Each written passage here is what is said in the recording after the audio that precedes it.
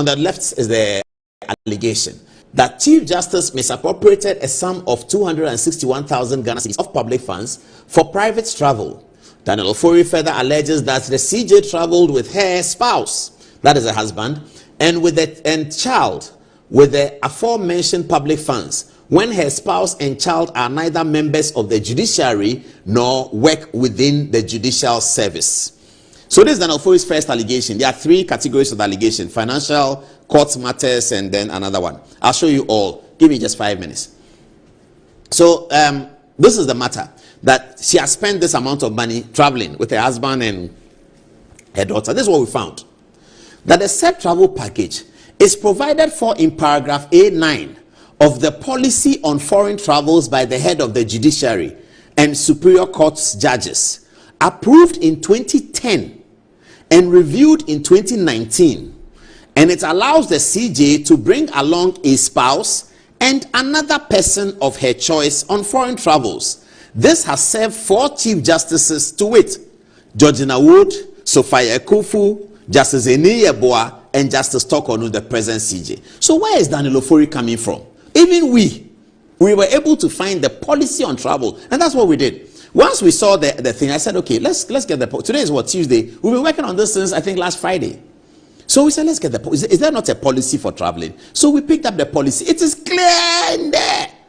And in fact, in some of the instances we saw, Justice Tokonu, when she traveled, she came back and returned cash of nearly $9,000 to the judicial service. That I went, I didn't spend all the money. This is the rest of the money.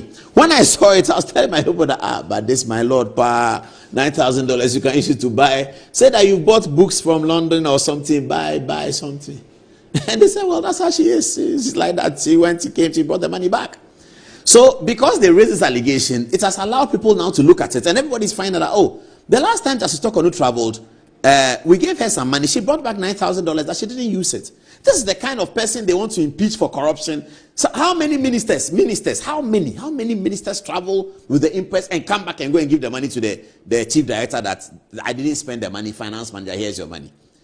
No, people don't do that. I'm not saying they should do that. But I'm saying when you have somebody who has done that, this is not the person that you say is corrupt. You cannot say that is corrupt in the same breath of a person who takes money and returns the rest of the money. You cannot say that.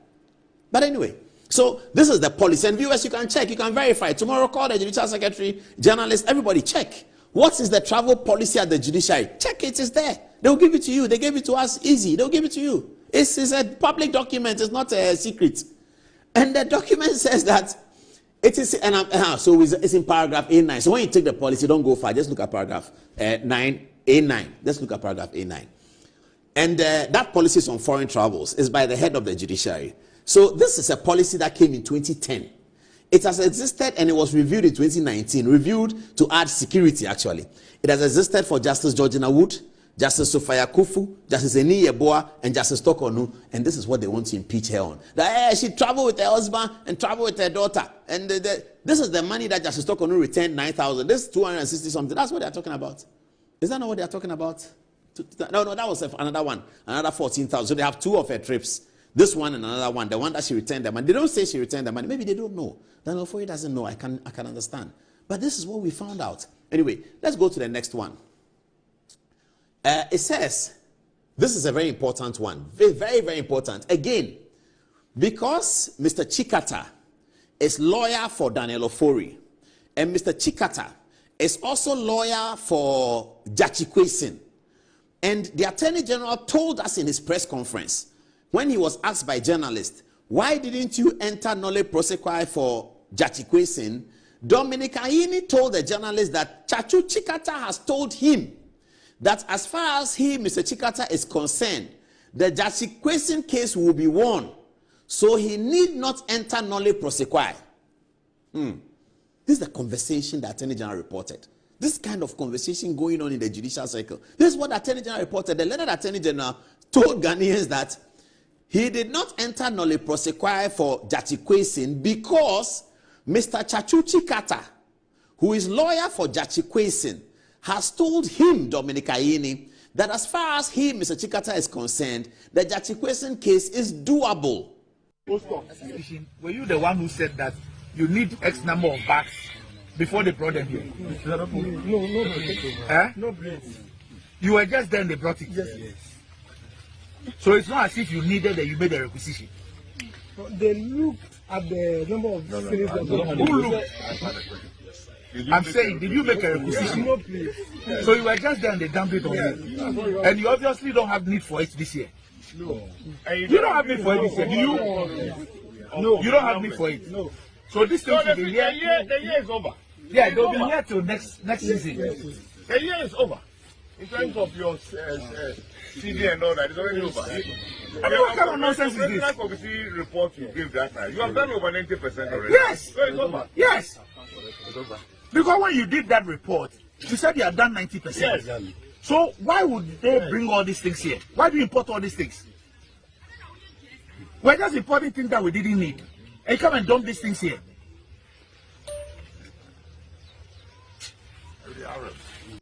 Baby, our cocoa prices ever 3-1. Yeah, okay. 3-1 in November of 2024. And previous year announced 3,100. Okay. That's about a few weeks to election 2024. Now, you know, I new cocoa board. I teach him. I ain't here. And inti, and Anna. And this in penny for I can see you. I was here, cocoa farmers. Baby, at the end of the day, I see a mom 6,000. You better mom 70% of the FOB. You better say, because no be any cocoa board. In fact, Oban Penny Mama, oil campaign, or can't say cocoa board was bankrupt. Cocoa board truck, crack that tintin. Actually, and so nim cocoa, more nim a small can. Cocoa board is not bankrupt. Cocoa board is strong. Cocoa board is only for us to take over to find out, say, not knowing, say, cocoa board next year, say, any other company, or my friend insolvent, company, they go. Cocoa board car 33 billion. That is a car, you say. Every day, no, you discover maybe for. I don't know, and then they turn around and come and tell them, oh, I also mutu adianu, also 12. So one got 226. That went to me and supplier. And can see a buyer no 66. Cocoa farmer 66. And your striking percentage, you say 4,000, 4142. You see, that is where the price is. But this is what we have to face. This is what we have to face. And being very dishonest, no one say why I say crano about 20 no, and I'll increase it to 3-1. If you want casa crano. Uji cocoa na 3-1 now mano. Udi haulage ni LBC can wear 4,000. You are only say cocoa what on 26. It also compare 1.4 US dollars, oh baby, just to meet cost price. That's the situation, but Oman Perijo Mama.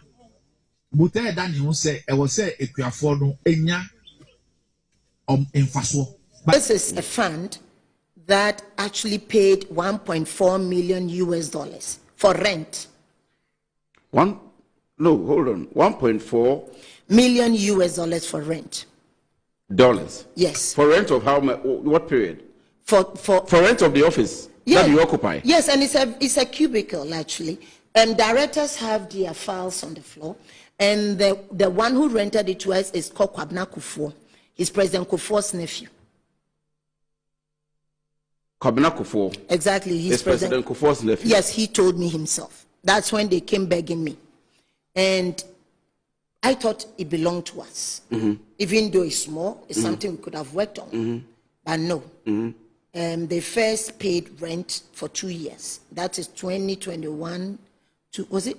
I think 2020 or to 2021 or so. There was some but it is for 2 years. No. They did for 2 years. They were paying $10,000 a month. For the office space. For what square meter area? No, right now, when you check a prime area better than where we are in that same environment, it's 6,500 a month. So it means that it was a ripoff. Yeah, of course. Government is broke. But people are spending billions to go inside the government that is broke. Have you ever seen a minister who resigned because government is broke before? Government has no money. Have you ever seen a governor who said, ladies and gentlemen, when I was elected, I thought the government had money. Now I discover government has no money, I resign. Have you ever seen it? Government has no money, but they are bringing money out at election time. Where is that money coming from? So they are lying. What is happening is that there are two types of wicked people in government. Type 1, they eat current money. Any money they find in government, they will eat it. They are wicked about that one. There is type 2. Type 2, they eat current money and future money. They will say, my term will end next year. When I leave, how will I eat money? Let me borrow money now and borrow money of the future and eat it now.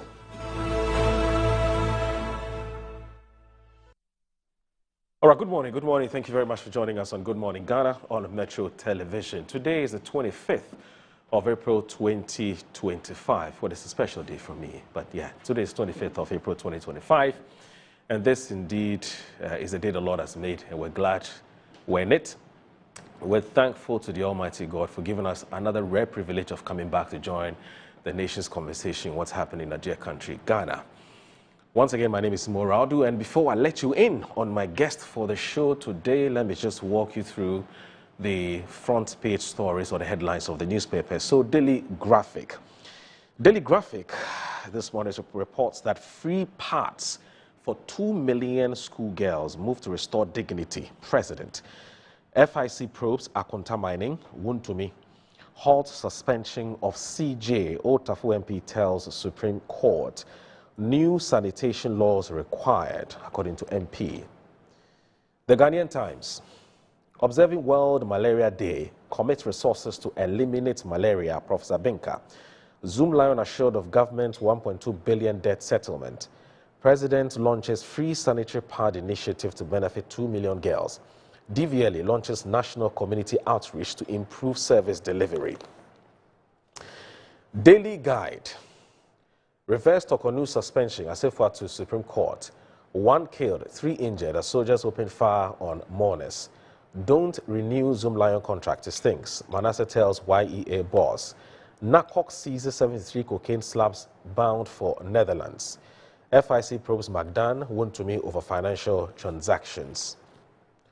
The New Weekend Crusading Guide.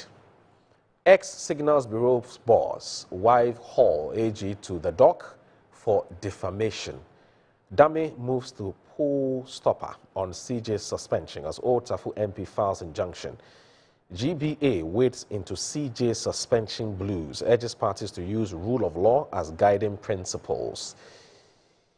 Ba Echamfor Ada, moral giant honored as eminent Africans Global Integrity Ghanaians of Conscience Conference and Awards.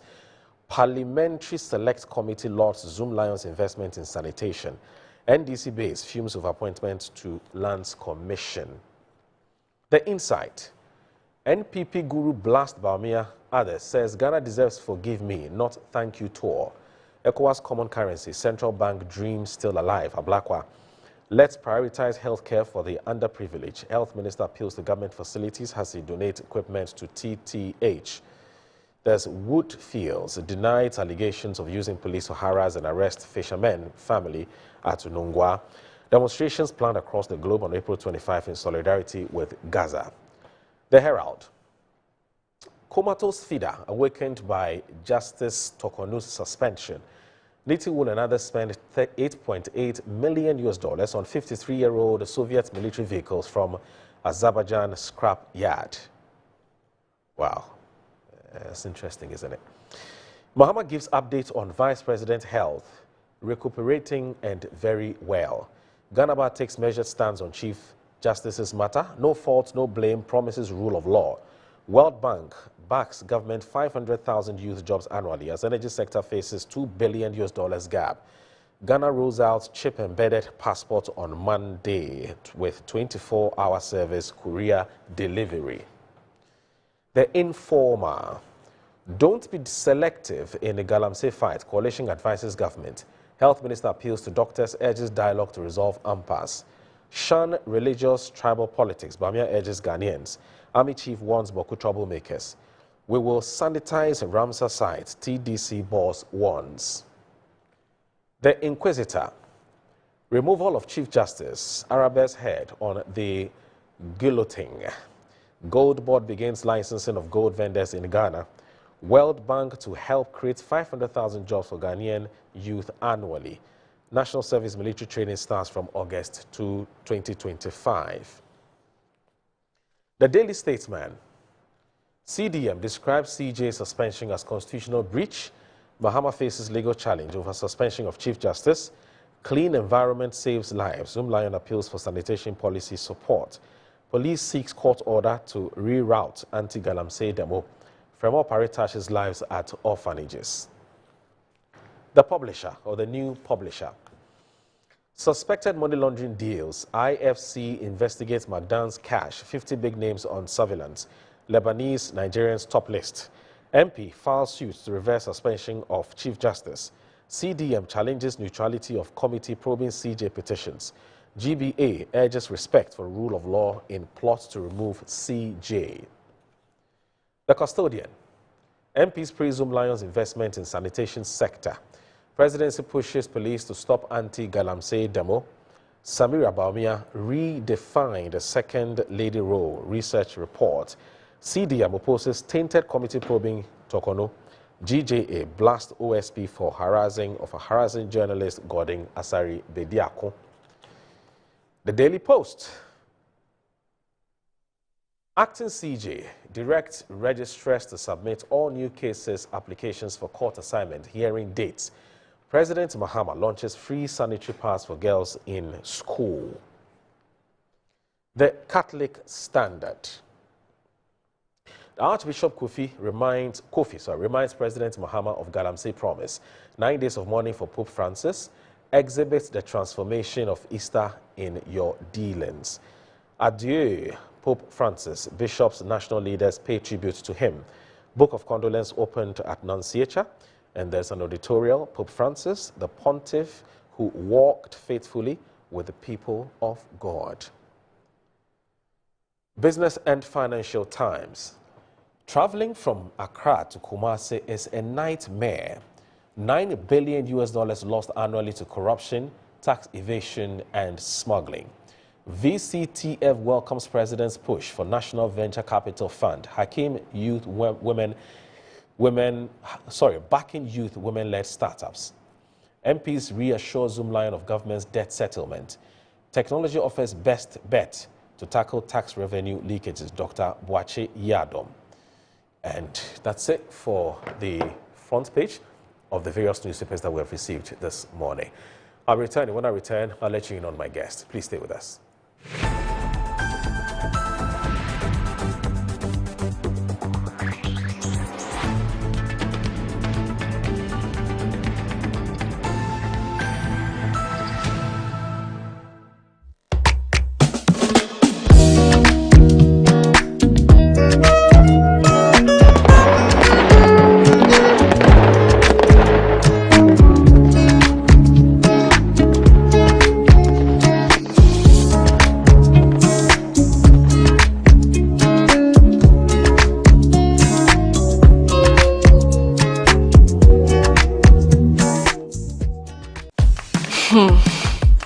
Look around. Home also need a makeover. Mine clearly does. So we went to Ashroom and found the Como collection. It had everything we're looking for and more. Merchant furniture for the entire home, designed with you in mind. Where's Como collection? Dressing up is just the breeze. Always ready with a perfect accessory. A magic dressing mirror. One look and you're ready to face the world. Or at least the kids. A bed perfect for young men who want a table that turns into a treasure chest. And finally, a sofa with this grand TV unit for family time at home. Head over to any Ashphone store now and discover the new Como collection. Ashphone, feel it, know it. Sometimes the unexpected happens and the hero falls down in his own story. But he needs not stay down for long. Cosmopolitan Health Insurance is your trusted health partner. Whether an individual building a business, with Cosmopolitan Health Insurance, your medical care is our concern. For the best health insurance solutions for corporate institutions, groups and associations, families and individuals, choose Cosmopolitan Health Insurance from our over 700 accredited health service providers nationwide. Call us on 0302 540 668 or 0501 678 547 for all your health insurance solutions. Cosmopolitan Health Insurance, your medical care is our concern. Fire pomudi ni agubio Ghana fueni age efi say ya your local spices na ya frafra dia ya sankofa natural spice me de go me jollof mu ni mi sti wa hodoma e ma ne dance Stanley the barbecue the go on sankofa natural spice and one you use 100% natural said the yepen Adofo mamunye huge mistake sankofa natural spices the year FDA agi ejedi nkratu yatu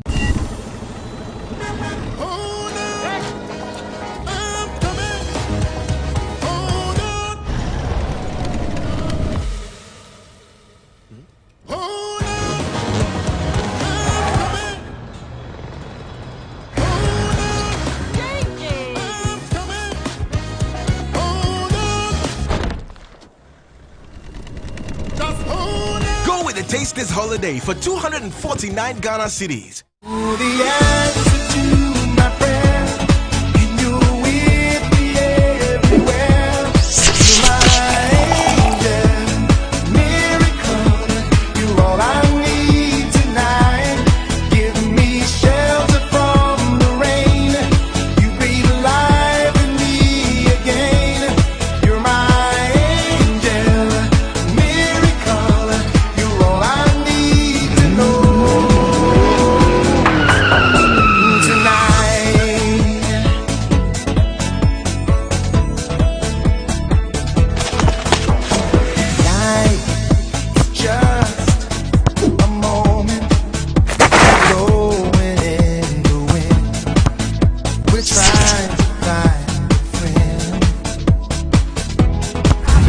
Blue Jeans Energy Drink.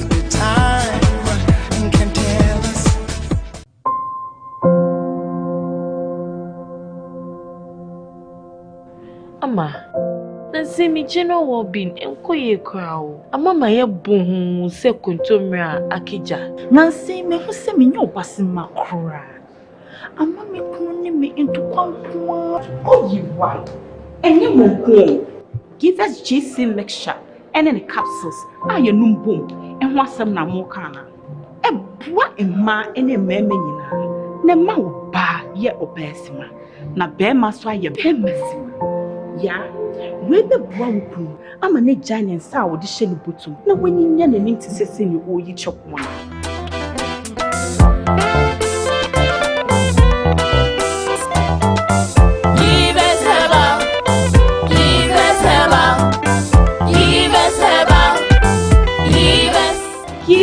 GC mixture and a capsule. Achesa. A pin for a batter, one more menu for one and Quada when you feel to me. Yes, next. Hey, Nadia Benson, as some more. Me didn't tum. Mr. Friendly Calico, just call me cockroach. Now, Mr. Friendly once now. Hey, that's on you. Improve car. Yeah. Captain Mosquito, double the action.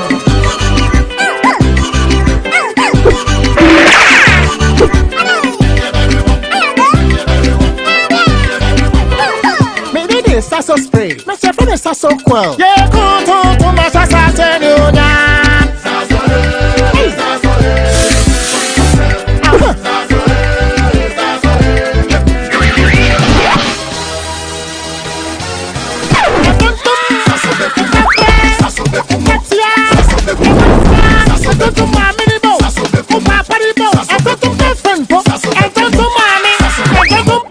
Sasso, come on, Tom Preco.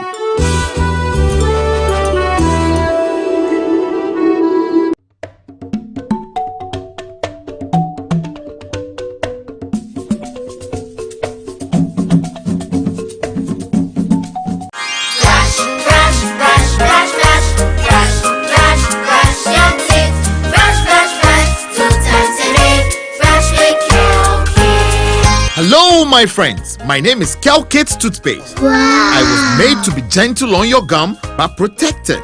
I will protect your teeth from cavity, make your teeth whiter, stronger, keep your mouth fresh all day. And best of all, I'm strawberry flavored. So put on a smile and try me. That's amazing. Just try me. That's my job. If you say so, jump on my brush.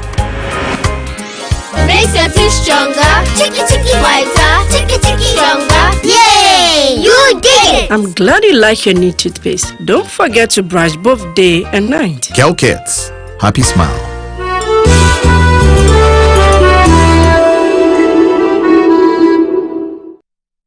Going to get Polytank? Oh, and you're right. Go straight. Oh, I want to left, right. That's right.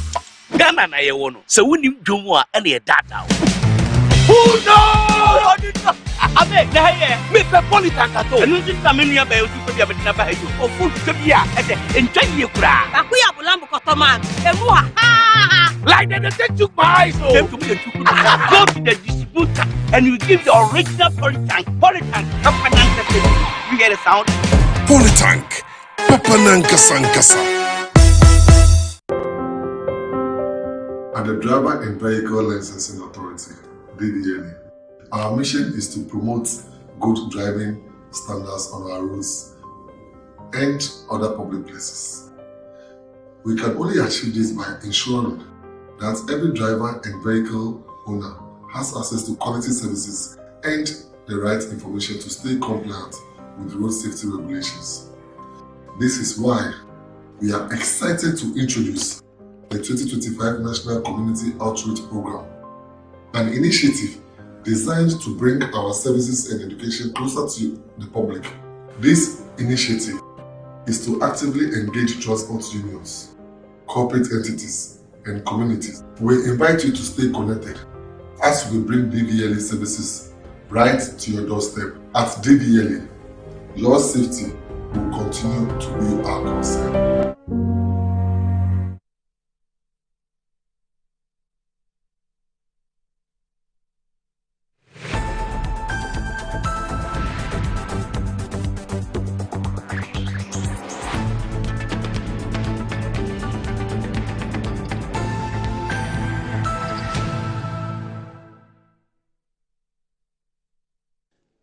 Daniel Furey starts with money, suspecting that Justice Tokono has spent some money and some.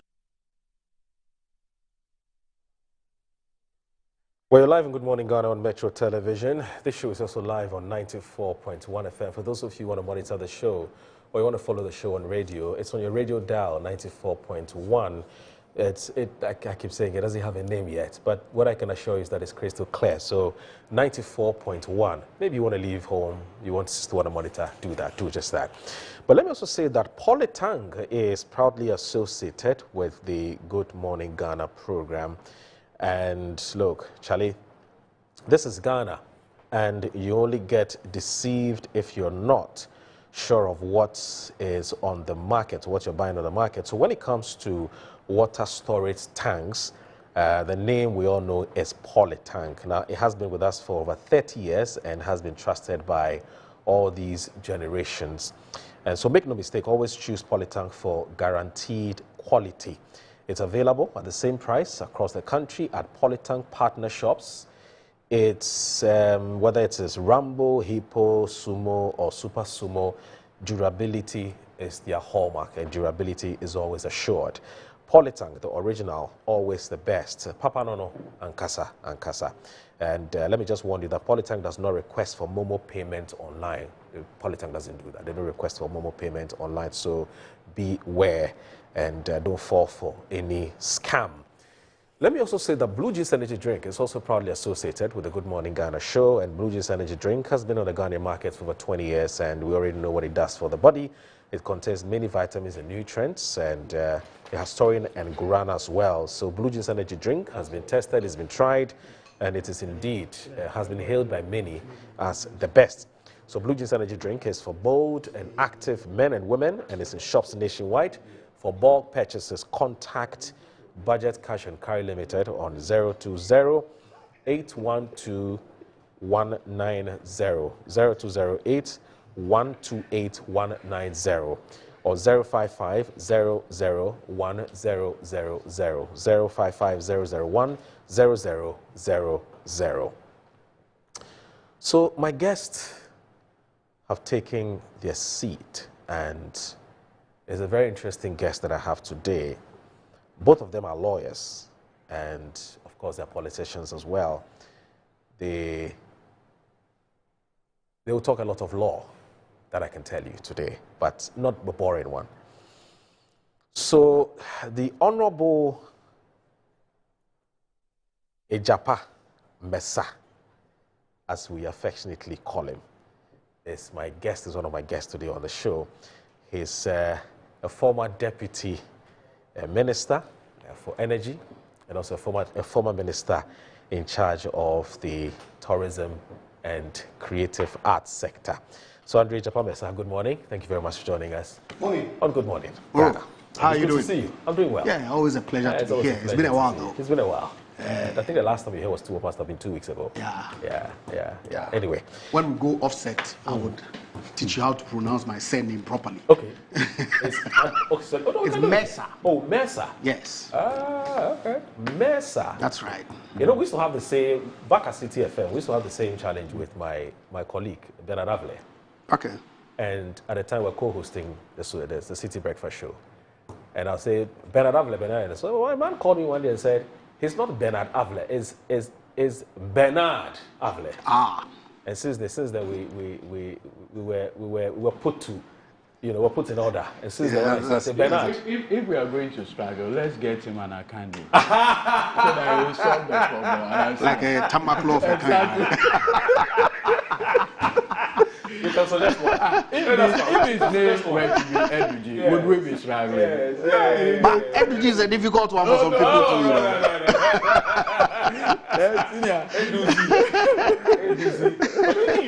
Even you, your surname. Yeah. People say Tamaklo. It's Tameklo. It's Tameklo. Like that. So it's actually T-A-M-E-K-L-O. That one, if we start, it's a whole debate. It will be a lecture in constitutional law. One day, that's why I say we okay, I hear you. If we'll talk about it at the right time. Constitutional law. Yeah. So the man in your short, who has actually introduced himself, which is fine. He's a friend of this show, as you do know. He's been on this for decades, and so he's very comfortable when he's here. So I'm talking about the Honorable Godwin Eduzi Tameklo, who is still remains the Director of Legal Affairs of the NDC, and he's now the acting CEO of the National Petroleum Authority, and he's also joined us on the show. So, gentlemen, I guess that we'll just have to cut to the chase, right? We just have to cut to the chase and get to work. It's about the suspension of Ghana's Chief Justice. She's been asked to step aside because the President, in consultation with the Council of State, believe that she has a case to answer. But in the last few days, we have also seen some details in terms of the issues that are at play, which the petitioners actually ferried to the President, who also consulted the Council of State before subsequent actions were taken. And initially, I was a bit hesitant in commenting on the information which has been put out. But I think it's quite clear to all of us now that it's authentic. The NDC, the NPP, or the actors, as far as this communication is concerned, have all confirmed that it's authentic. So I believe that based on that, we can make some progress and look at some of the issues that have come up as far as what the petitioners believe is the reason why she must be given a sack. Of course, there have been some legal processes or legal action which have been initiated by Vincent Ekwasefwa. That's another angle to the matter. But the Daily Graphic this morning reports that halt suspension of CJ, Otafo MP tells the Supreme Court. And the story is on page 13 of today's Daily Graphic.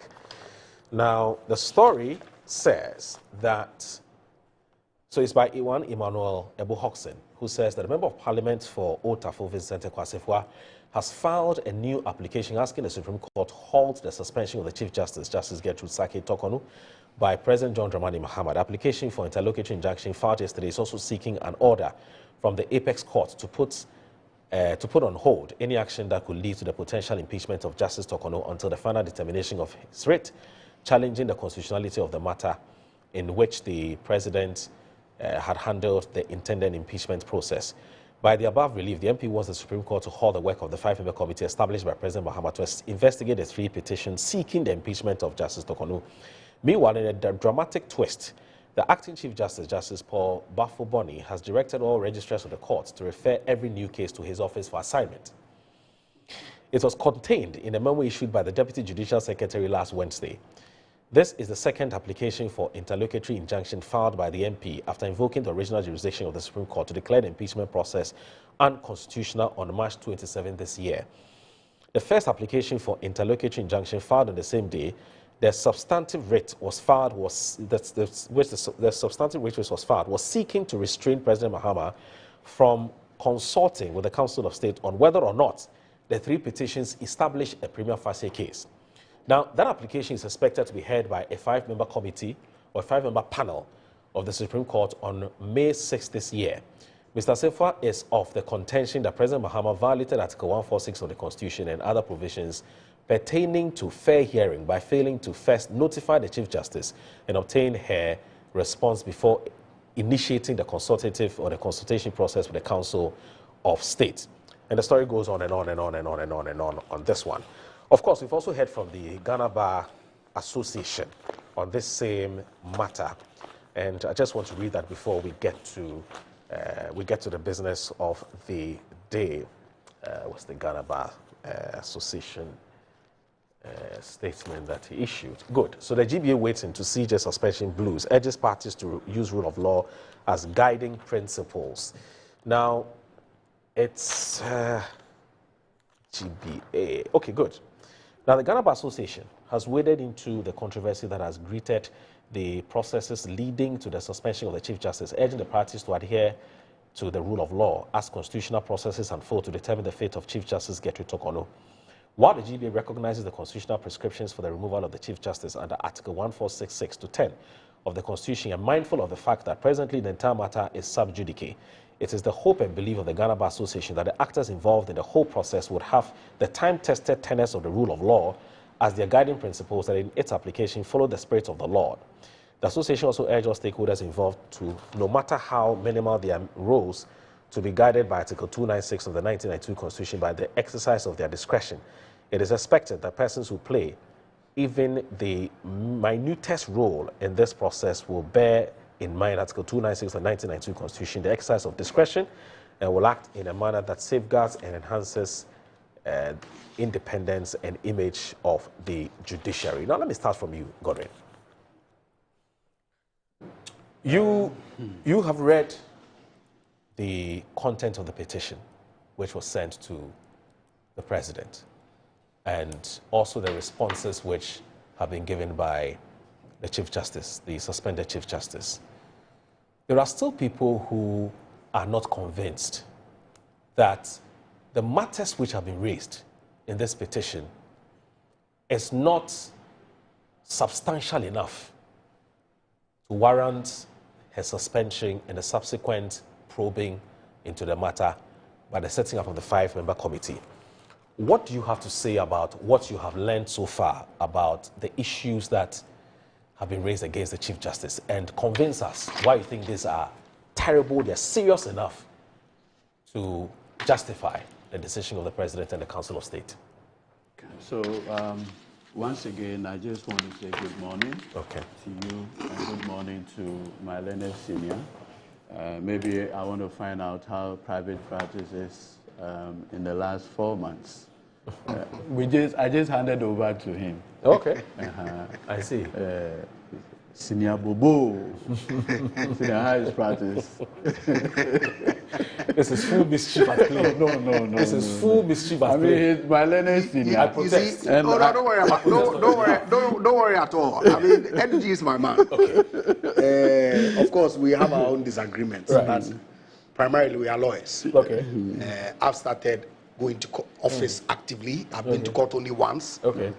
Since I left. He's a senior lawyer, so the juniors should be going for it. The juniors have been going, but every now and then I feel like stepping in there myself. He will be signing only the invoice. Is that so? Yeah. You don't have office staff who do that.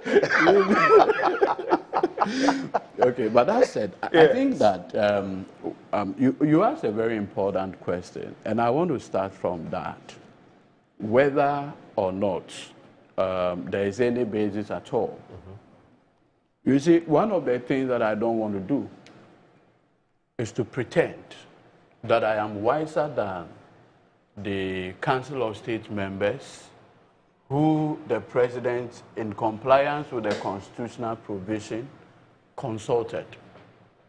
I cannot sit here on this platform and suggest even remotely that I am wiser than the distinguished chair of the Council of State, the Honorable former Speaker, Do Ajaho. I cannot also sit here and say I am wiser than the Honorable Betimod Idrisu, the Honorable Mohammed Mumuni, the distinguished jurist Vida Koto Banfo, a retired Supreme Court judge, Her Ladyship Justice Sophia Akufo, a retired Chief Justice, and all the eminent people that constitute the Council of State.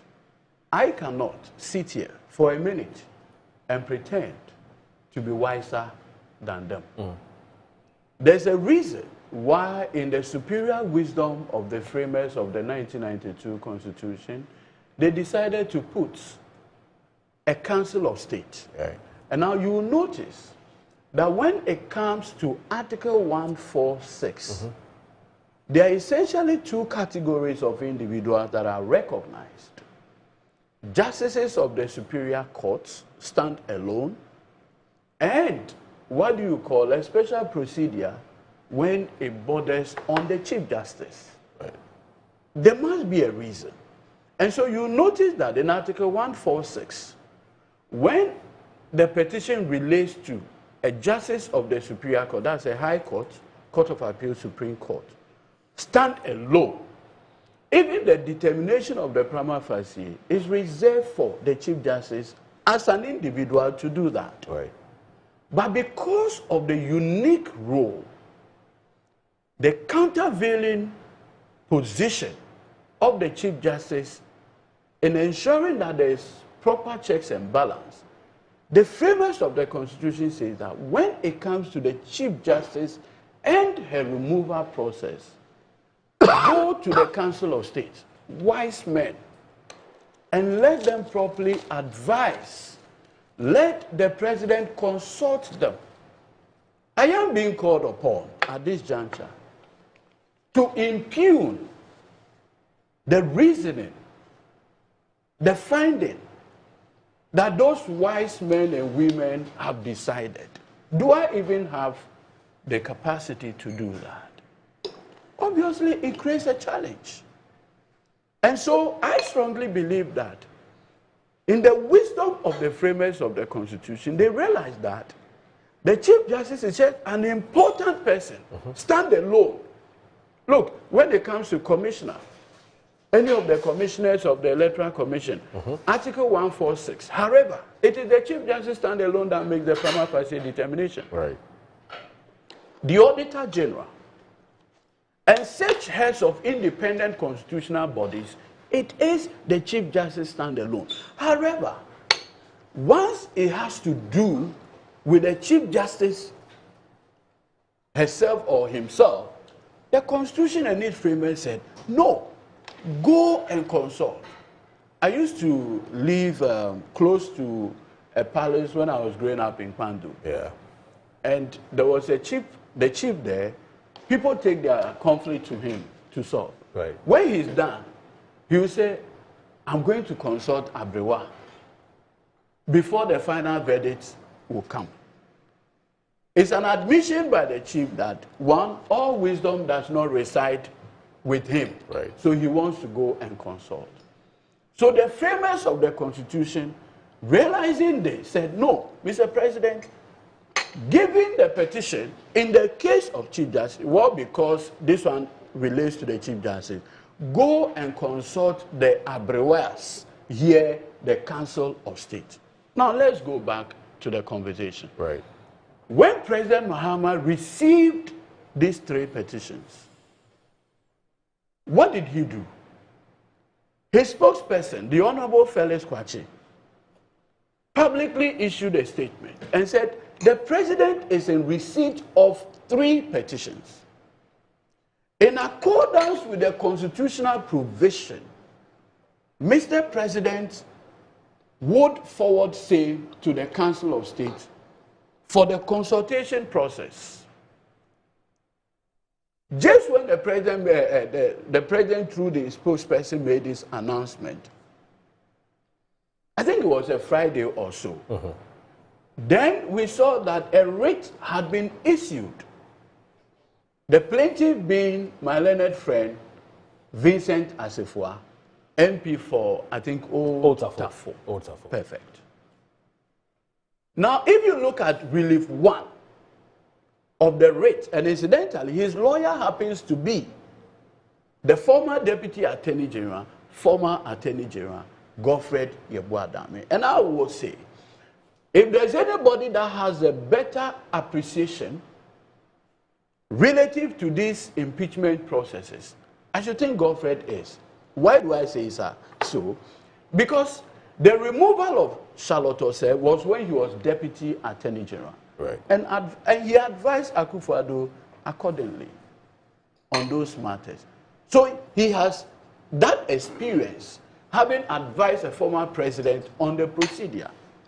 So if you look at Relief 1, effectively they say that to the extent that the president through the communication had given an indication that he's going to consult the Council of State as to whether there was a prima facie case, offense the 1992, to the extent that the CJ has not been notified.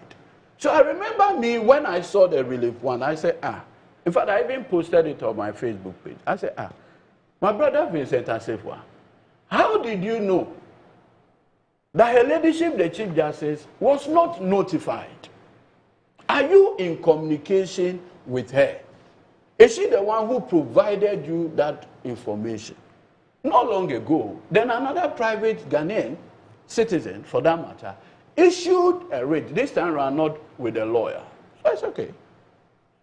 It wasn't long, then the Chief Justice herself, a communication from her to His Excellency the President came public, where she had copied, I think, the Association of Judges and Magistrates, Ghana Bar Association, and some named individuals. What was a prayer or request? That's with sackcloth and ashes. She is beseeching President Mahama to furnish her with a copy of the petitions prior to the Council of State making any determination. President John Mahama, having been properly advised, what did he do? He quickly reached out in a public statement and said, look, Her Ladyship, this communication between your good self and me, the president, ought not to have been copied anybody. And so the president expressed some disappointment. However, whereas she had requested for 7 days, magnanimous as President Mahama is, fair as President Mahama is, and I've always maintained the level of fairness demonstrated by President John Dramani Mahama, we should be applauding him. What did he do? He said, you were asking for 7 days to prepare your response. I will give you generously 10 days to put your thoughts together. so that the Council of State will have the benefit. My understanding is that she didn't only put up a response, she actually filed a supplementary response, at least to put up her case. Fair.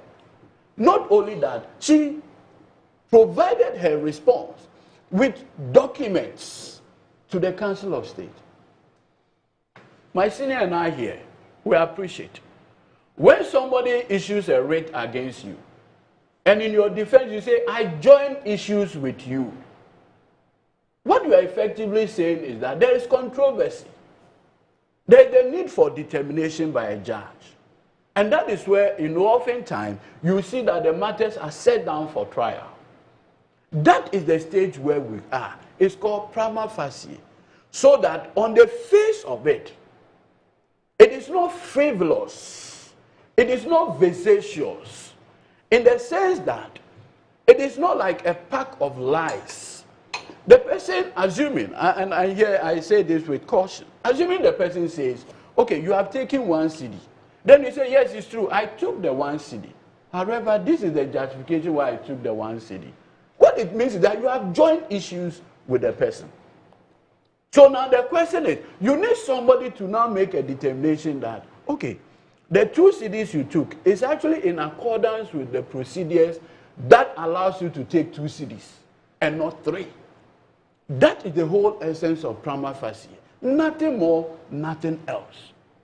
So at this barest minimum, what exactly has President Mahama done, which is not provided for in the 1992 Constitution? And you see, I want to, on this occasion, salute the GBA President and the Secretary. I've read the statement issued by them for many, many, many years. The GBA President, for the first time, had issued a statement relative to a decision taken by the President, having consulted the Council of State, and they do not fault the President. They only say, ensure that whatever goes on accords with what the Constitution says. And for me, it's a plus.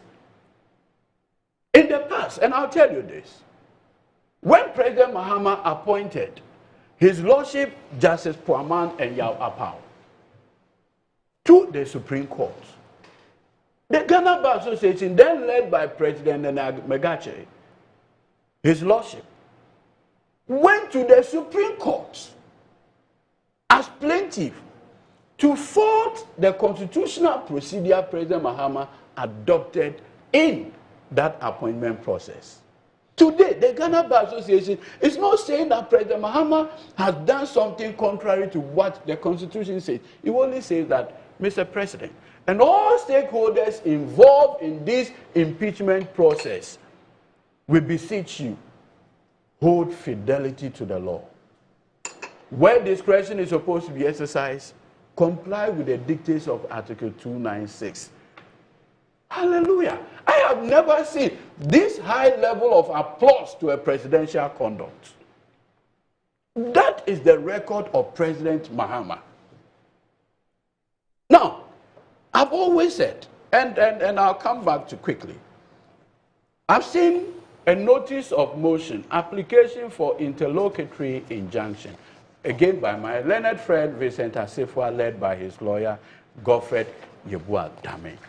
And effectively, they are saying that the Supreme Court should make an order requiring President Mahama to halt the process and all the stakeholders involved.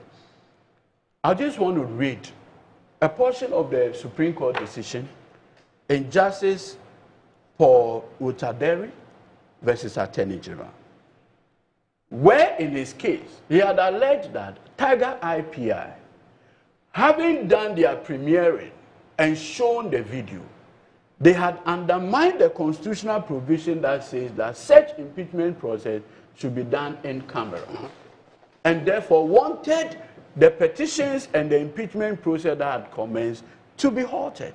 Listen to the reasoning of the Supreme Court. Next, we believe that the attempt made by the plaintiff herein to abort the process because of the violation of Clause 8 of Article 146, the same provision, by the public disclosure of the petition and its content, brings it in direct conflict with the very constitutional provision which say the process cannot be truncated except in two situations mentioned already. The petition that commences the impeachment proceeding derives its validity from the Constitution. And thus, unless clear intention is expressed, that validity cannot be taken away because they are procedural infringement. This is the Supreme Court. Paul Wutaderi versus Attorney General. The duty imposed on the Chief Justice, and in this case, it's the Chief Justice that does the prima facie because, you know. Yeah. He said the duty imposed on the Chief Justice to make a prima facie determination is derived from the validity of the Constitution. And that duty, by the terms of the Constitution, prevails until the Chief Justice has performed it. There is nothing in the Constitution that prevents the Chief Justice, here the Council of State, from performing that constitutionally imposed duty once the President has referred the petition to her, now to them. Do you get it? So, clearly, I want to understand, it's a quote, any attempt to stop that process will be subverting the Constitution. So, the very intervention from my learned friend, led by Godfrey Diobu Adame, is subversive. This is what the Supreme Court said. Any attempt to stop that process will be subverting the Constitution. It goes to confirm that the substantive process commenced by the petition is divorceable from the procedural steps that are or may be put in place to resolve the petition. The procedural steps cannot override the validity of the originating process. Quote, finally, the attempt to abort the proceedings also brings it in conflict with the provisions of Article 1284, 1363, 1394 of the Constitution, which requires that only persons of higher moral character and proven integrity shall be appointed to the various branches of the superior bench. You understand? Thus, when a judge is alleged to have fallen short of the qualities for which he was appointed, he should be investigated. Quote, it is also a matter of public policy that allegations of misconduct, misbehavior against a judicial officer, including a judge, should be properly be investigated. This is the reasoning of the Supreme Court. Right. Now you notice that our brothers in the NPP, in all their advocacy relative to this impeachment process, do not allege that an express provision of the Constitution had been violated by President Mahama. In any case, where your relief one is to the effect that President Mahama did not notify the Chief Justice prior to the petition being forwarded to the Council of State, and to that extent it's unconstitutional. In the face of the Chief Justice's own request to the President, and the honoring of that request by President John Dramani Mahama, that relief one had become moot. It had become moot. Even in constitutional cases? Yes! But what about those who argue that I would have wished that we don't spend too much time on this, but how about those who argue that if such a matter can rear its ugly head again, then it's important for the court to deal with this decisively? As we all know, constitutional matters are fought within a certain factual rubrics. Okay. There are facts. You weave the fact against the law. Right. Our Supreme Court does not give advisory opinion, and he knows it. Our Supreme Court has shunned away from giving advisory opinion. It is only the exceptional cases where the Supreme Court will say, yes, this event had happened, but because it has the potential of repeating itself, we will still want to delve into it. Most often, once the question of mootness is raised, so if you recall, G.H. Mensah and Attorney General, because President Mahama had won the second term and had repeated his ministers like the Honorable Richard President Rawlings. Sorry.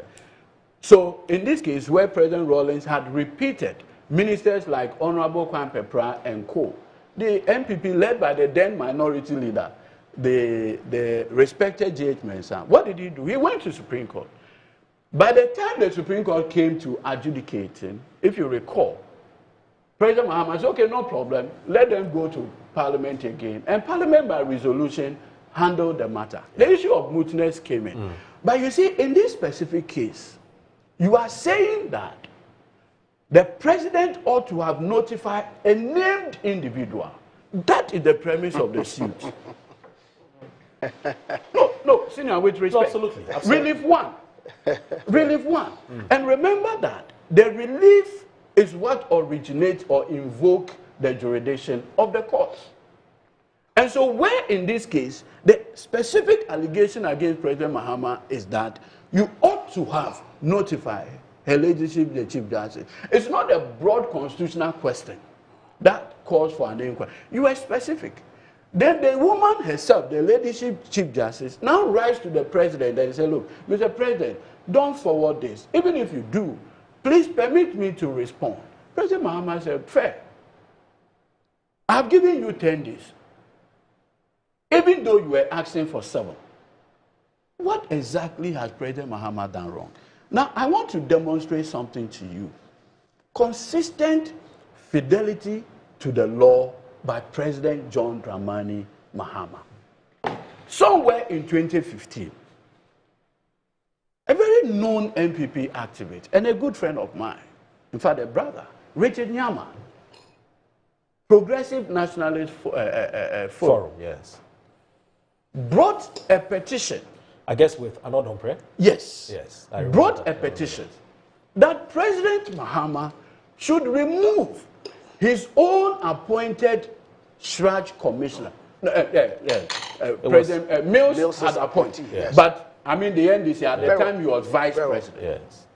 So remove her on grounds stated in a petition. Richard Nyama Anodom Pre. That's the NCC boss. No, Shraj boss. Oh, Shraj boss, yes. Emil Short had gone on retirement. Yes, true. President Mills with President Mahama as vice. Yes.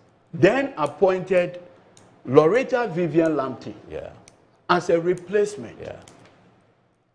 Now they brought a petition that instead of her going to stay in the bungalow that Emil Short was staying in, she was staying in a hotel.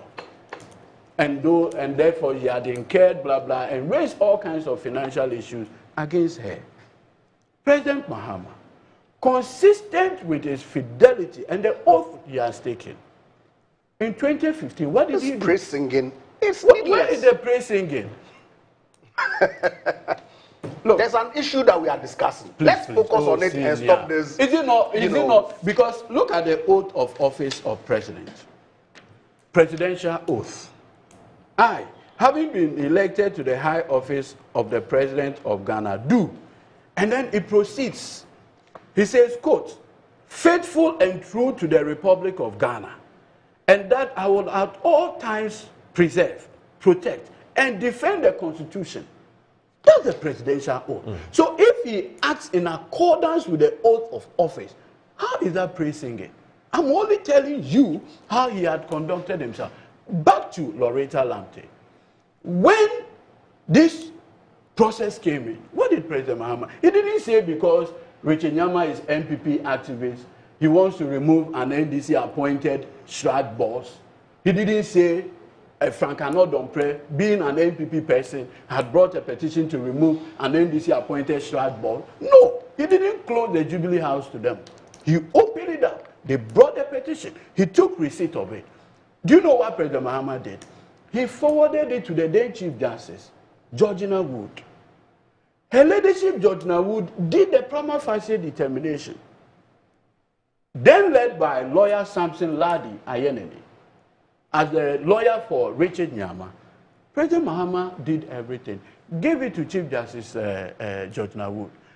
Her Ladyship, the Chief Justice, went through the petition satisfy herself that there was a prima facie case. You know what she did? She set up a 5-member committee, just as President Mahama has done, chaired by His Lordship Justice Eni Yeboah, Justice Anthony Bennett, Mariama Owusu. Then the two were, 2 Supreme Court and 1 Court of Appeal, and 2 other civilians. They went into the petition. Now, guess what? While the petition was pending, President Mahama issued a public statement saying that in order to ensure the integrity of the impeachment process, he is suspending Vivian Lamte. Our friends in the NPP then were quiet. When President Mahama followed the constitutional provision relative to his own appointee, you never uttered a word. Today, President Mahama, in receipt of petition, not known political activists. I understand there is a businessman called Daniel Ofori. The last time I checked, Daniel Ofori is not a card-bearing member of the NDC. Unlike Richie Nyama and Frank Anodonpre. If Mr. Daniel Ofori brings a petition and the president receives it, say, look, let me go and consult the wise people, the Council of State members. Where is the constitutional infraction?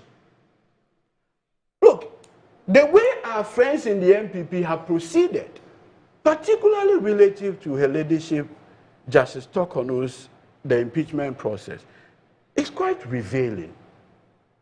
Is there any symbiotic relationship between the NPP as a political party and her leadership, the Chief Justice? Because President Mahama, consistent with his conduct, removed another constitutionally protected individual, Madame Loretta Vivian Lamte. The NPP never issued a press statement. They never went on demonstration. Another constitutionally protected individual, her leadership. Steps have been taken. Then suddenly, you are all over the place. Does it not betray something? Is it something there that you are not telling us? I am getting worried. Because I have felt that to the extent that President Mahama is following the Constitution, at least we should all hold on to that. Until he makes a mistake. And you see, President Mahama is not in the place of making mistakes. I've always maintained this. President Mahama is so unique. You know why? With the benefit of being MP, 12 years, minister, vice president, president, and president, on this set, I am not sure myself and my learned senior here have the said political experience in handling such matters than President Mahama. It would be a mark of arrogance for me to sit here to even remotely suggest that I am well experienced in handling such complex constitutional matters than President Mahama. And like I've indicated, he went through the impeachment process for Loretta Lamte, removed her, first suspended her, until the Eni Yeboah committee made their finding, and President Mahama, based on that, removed her. Is it the case? And I'll end on this. Because I want you to. Yes. Yeah. President Mahama had put a 5-member committee, having consulted the Council of State, which His Lordship Justice Gabriel Poaman chairing it. His Lordship Justice Asiedu on that. Domlevo Yao, distinguished former Auditor General, whose removal from office by Nana Addo Dankwa Akufo-Addo was described by the Supreme Court as unconstitutional. He's on that panel. At least he has the benefit of how a person can be treated unfairly. And so, such a person will not want to treat somebody if the process does not merit it. Then you have somebody from academia. Then a person from the military. What more fair process can you? Okay, they say, the MPP say, oh, President Mahama appointed His Lordship Justice Gabriel Poaman onto the Supreme Court. Fair. At least the record shows. Who appointed His Lordship Justice Asiedu to the Supreme Court? Nana Addo Dankwa Akufo-Addo. He took him to the Court of Appeal and took him to the Supreme Court. You don't trust Justice Asiedu any longer. The last Parliament, the panel that faulted Speaker Bagbe, you remember, the last end, the Afenyomakin suit and all those. The lead author of that judgment was Justice Asiedu. Suddenly, our friends in the NPP no longer trust the judgment, the reasoning of His Lordship Justice Asiedu. Is that the point? Okay. Look, so these are I'll call these are preliminary. I mean, so let's just be fair. There is a video I wish you would play for me. In the process of the removal of Charlotte Osei, Malene Senior arguably describes himself as the mighty minority leader by Senior Afenyomakin. Maybe if we can this listen, is the video you're talking about. the video. If we can listen to him. Okay, so right after this video, the Honorable Japan Mesa, I hope I got the pronunciation this time correctly. Mesa, yes. Yes. Would come in. So let's watch this video. Angry Kwekubako was very candid. See, the president knows the politics of this country.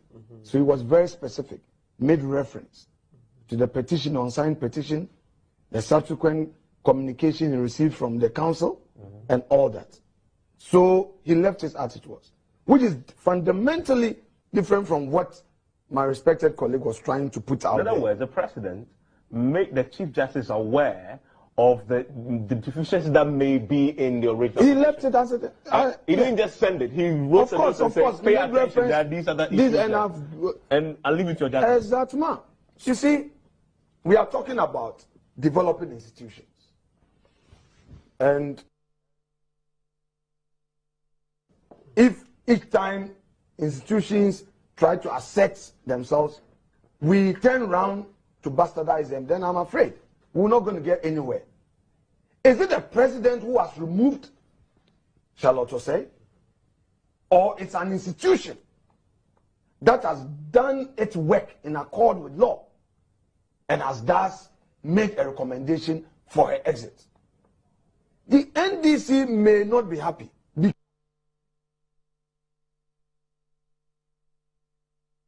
because they appointed the woman to head NCC. They tried to push her to the Supreme Court. The Judicial Council did not agree. She was rejected, and eventually she was sent to the Electoral Commission. The MPP as a party opposed the procedure for the appointment of the EC chair, and I led the charge. Eventually in court, my client was Richard Sky. It was not Charlotte Osei. They shouldn't get it wrong. The MPP opposed the procedure.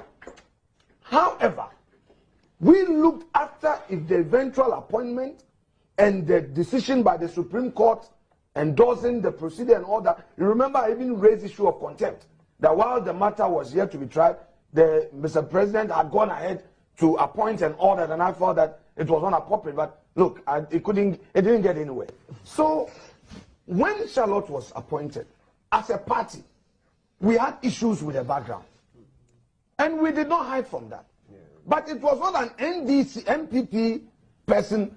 It was not Kennedy Japan. It was not Gabios Asardako who petitioned the president for the removal. We're still live on Good Morning Ghana on Metro Television. We'll be right back.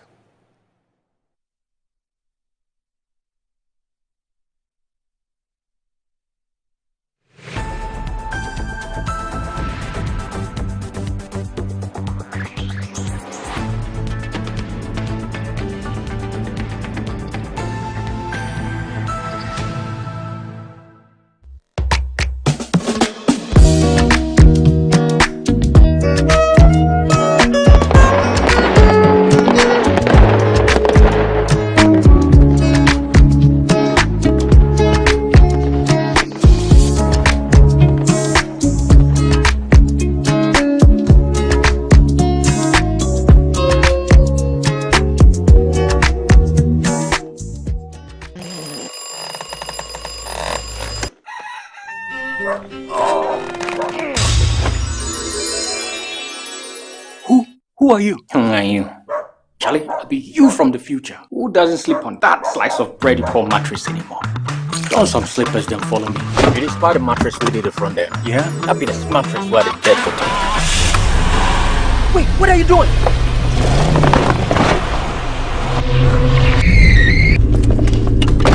Wow! No damage at all. Not only durable, but also super comfortable. Come on, try it. Nothing day like Ash Foam. Enjoy full body support and unparalleled comfort for a restful sleep. Don't forget your keys. Get the premium sleep experience with mattresses from Ash Foam. Visit any of our showrooms nationwide or at ashfoam.com. MGL Logistics and Supply is your trusted partner, providing seamless solutions for all your procurement needs. From sourcing products to managing imports and exports, we ensure smooth and efficient transactions every step of the way. Whether you require goods from across the globe or need assistance in exporting your products to international markets, we got you covered. General trading is at the heart of our expertise. We specialize in a wide range of products, catering to various industries and markets. As a trusted dealership in building materials, we provide high-quality products that meet the demands of our construction projects. Additionally, we act as manufacturers' representatives, connecting producers with distributors. Our expertise in logistics is the backbone of our operations. We plan and execute transportation and delivery of goods, ensuring they reach their destination on time and in optimal condition. MGO Logistics and Supply, guaranteed satisfaction. You're the answer to my prayer. You're with me everywhere. You're my angel, miracle. You're all I need tonight. Give me shelter from the rain. You breathe life in me again. You're my angel, miracle. You're all I need to know tonight.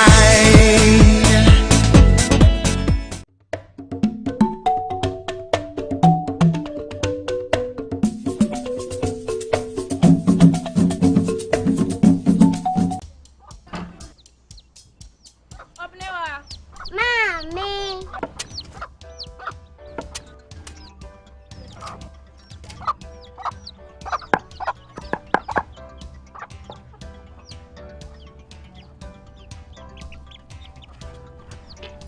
Michelle say, fe.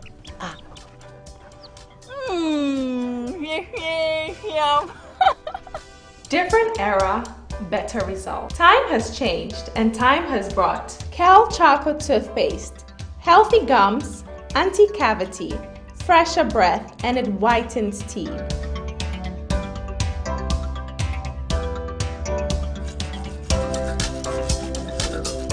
Kel Charcoal Toothpaste.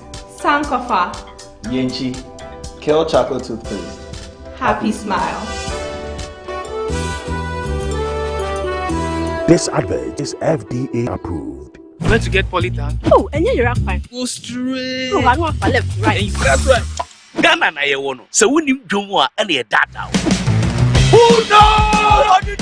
Abeg, na here. Me pe Polytank ato. Enu tin ta menu aba you pe bia be na ba hayo. O food to bia, e say enjoy ye kura. Akuya bulambu kotoman. Emu ha. Like they took my eyes. Came to me the go to the distributor and you give the original Polytank. Polytank, Papananka. You get a sound? Polytank, Papananka Sankasa.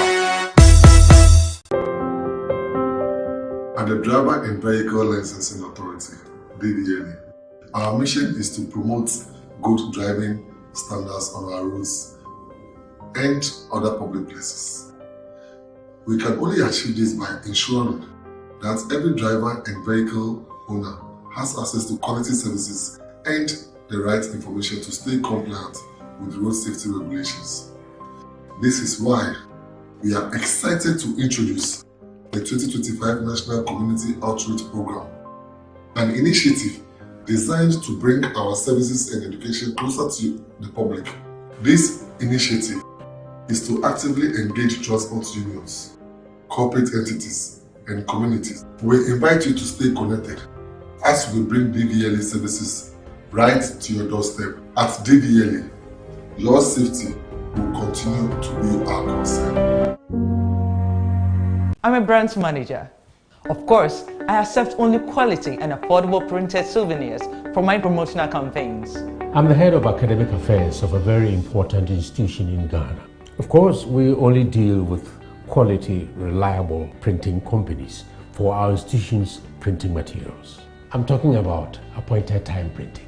Appointed Time Printings. We take pride in our extensive print scope that transform your ideas into captivating visual masterpieces. We delve into the core objectives and vision of each print project. Precision printing is at the heart of our printing process as we meet your tight deadlines. Our rigorous inspection, color verification, and overall printing excellence are assured. 20 years of printing excellence. It's always a pleasure working with you to create a vibrant, dazzling printing experience that gives you a masterpiece. Appointed Time Printing, your world of quality and affordable printing.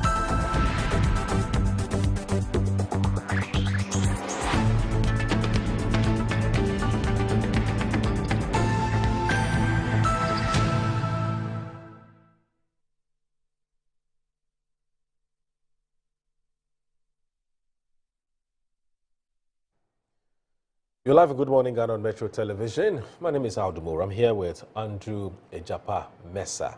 I hope I got the correct guy. This time I got it right. Yes, you did. Okay, Mensah. He is a former deputy minister and a former minister as well.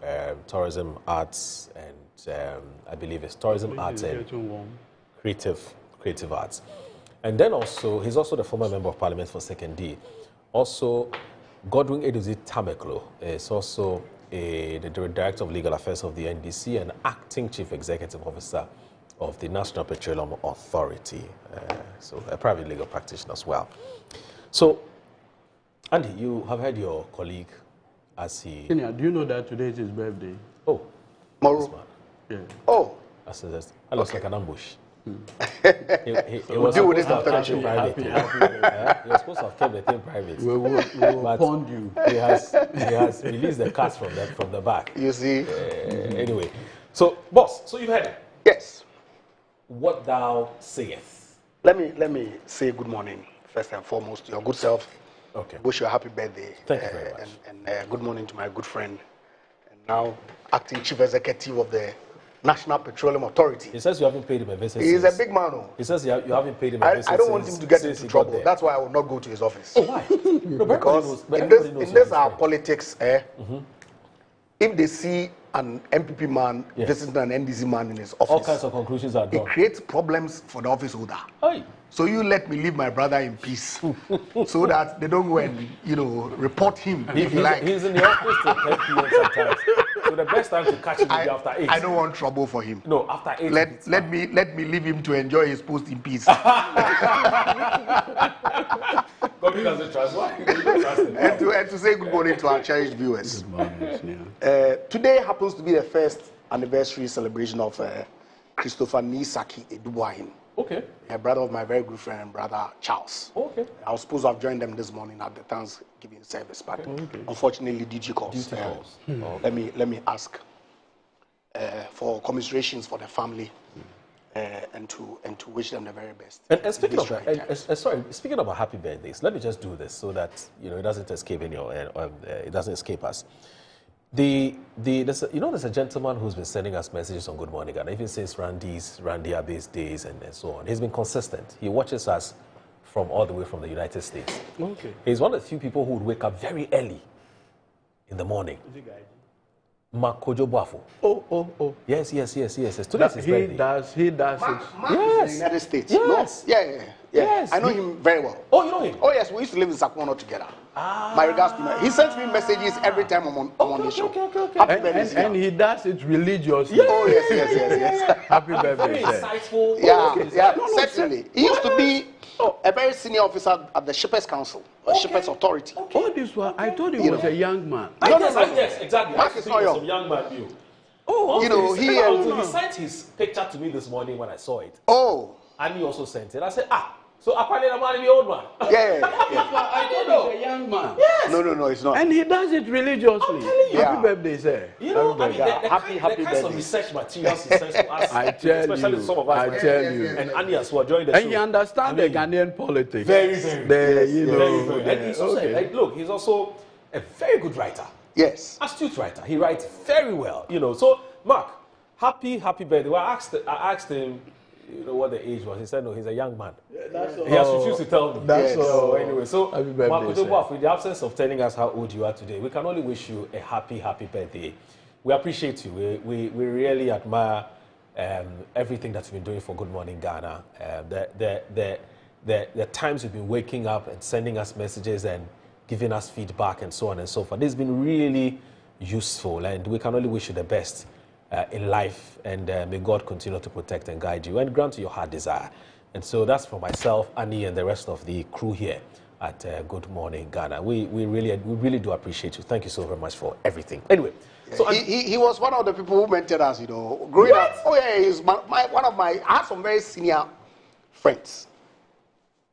Mark Boafo, Mike Opam, Fire, Mr. Kina, and a few others. Oh, I see. You know, we're all hanging out at Linko in Sakumono every Friday evening, Saturday morning, Fridays. Saturday evening and Sunday morning after church. Okay. It was. We had a good time then. Wow. You know, it's a very small Don't, like one, they say, those who don't know. No, now they know. Now they know. And Mark, happy birthday. Wow. Anyway. Yeah. Back to business. But before I start, you know, it's important that I dispel some propaganda that my friends want to put out at every opportunity that they get in seeking to suggest that by reason of the fact that the MPP as a party is rising up in defense of the Constitution, attribute some symbiotic relationship between the MPP and the Chief Justice.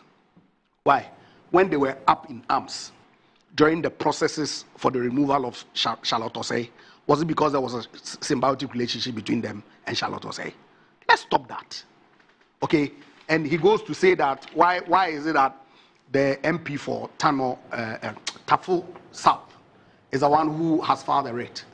And how did he get to know that the president had not engaged the Chief Justice before submitting the petition to the Council of State?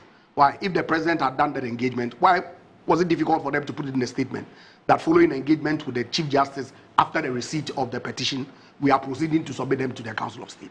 You can easily infer from the statement that Felix himself released that no such engagement from the Chief Justice had taken place. So why is it that if people go to court, then you say that it may be as a result of some cahoots between them and the Chief Justice? That's why they go and file this application before the court. Andy, you recall that during, just a quick one, you recall that during Charlotte Osei's matter, when the NDC were up in arms against it, your party went to the extent of even putting out a flyer, a poster, and actually saying that Charlotte Osei was at some point in time was a parliamentary candidate of the MP. Yeah, of the NDC. I saw. I think somewhere in the Western region or so. Look, I mean, I'm just trying to tell you how things played out in the past. So they had a symbiotic relationship? No, I'm not saying that. I'm just telling you what happened in the past. I don't see the relevance of this information to the discourse. I'm only saying that to the extent that they believed that the process was targeted, we are entitled to believe that the process that is being carried out today is targeted. And it cannot be because there is some symbiotic relationship between the MPP and the Chief Justice.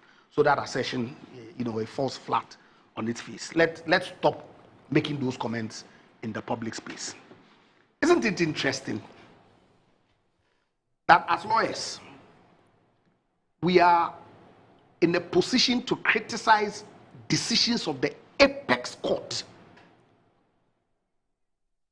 But today, Eduji sits here and says, who is he to question the counsel of the wise men? Hey, Eduji Tamaklo. Look, we all respect the eminent members of the Council of State, but they are not beyond criticism. Just like they are quick to criticize the Supreme Court, even as lawyers, and say that the Supreme Court is not beyond criticism. Right. It's not personal. I know some of the eminent members of the Council of State personally. I'm not going to sit on national TV and denigrate them under any circumstance. But it doesn't mean that if they advise in a certain manner, thankfully now that we've all seen the report, okay, the petition and the responses that the Chief Justice issued, we cannot critique their recommendation to the president. We are entitled to do so. And Eduji, I believe that 5-6 months ago, you would have been the first if this had taken place, some time back. Right. Okay, to sit here on national TV and deal with the Council of State properly. Okay, so let's not come and sit here and, act holier than thou, as if to say that, we are respectful. It's not for us, like the MPP is doing, to criticize the wise men. And you mentioned the venerated Joad Jaho and the former Chief Justice. And, no, please. Nobody is going to fall for that kind of posturing that you guys want to throw in the eyes of Ghanaians. Look, Moro, when this whole process started, regardless of all the comments that the NDC had made in opposition, beginning with the elections petition, which subsequently their own national chairman is on tape to have admitted was a shambolic petition, had no basis whatsoever. Say you get here, unless of course you also haven't heard. And it will be good for you to play the tape if you have it, since members of your panel can assist in production policy. Okay. They knew that their case was empty, yet they went to court expecting that the court was going to aid an empty petition. So they started when the applications that had held no water was consistently thrown out by the Supreme Court. Unanimous FC, name calling, back and forth, here and there. Said all sorts of things. Samahama at the NDC Lawyers Forum encouraged them that, hey, we need to have a balance on the bench. What did he mean? The national chairman is on record. The Chief Justice has to go. She has to be removed. In spite of all that they have said, I felt that, look, constitutionally, if the president receives a petition, in any event, we are told that this petition was received sometime in February.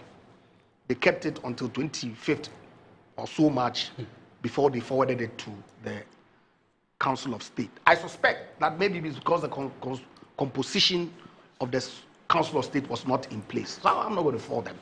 Okay, but of course, they could have informed the good people of Ghana at the time that they received it, if they were minded to, that look, we've received these petitions, but the president is waiting for the Council of State to be constituted so that he would trigger the process of submitting it. And they didn't. They kept it to themselves, and but that's fine. I said that, well, let the processes go through,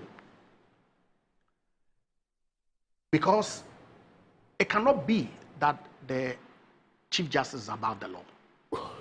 I was prepared to give them the benefits of the doubt. And let the process, let's see how it plays out. Then I heard Sammy Jemfi on Asempa making all sorts of scathing. Of course, at the time, we all hadn't seen the petition. Neither had we seen the responses. I heard him on Asempa FM making scathing accusations against the Chief Justice. How can you take public funds to go and buy tickets for your husband and your daughters? What is this guy talking about? I was really concerned. I thought that, well, maybe if these allegations are true, then maybe, just maybe, the benefit of the doubt that I personally had decided that let's, give to the president and the government to see how this process ends up was right. Then later in the evening, I read a post on social media by the former Deputy Attorney General, Asunaba Dapa,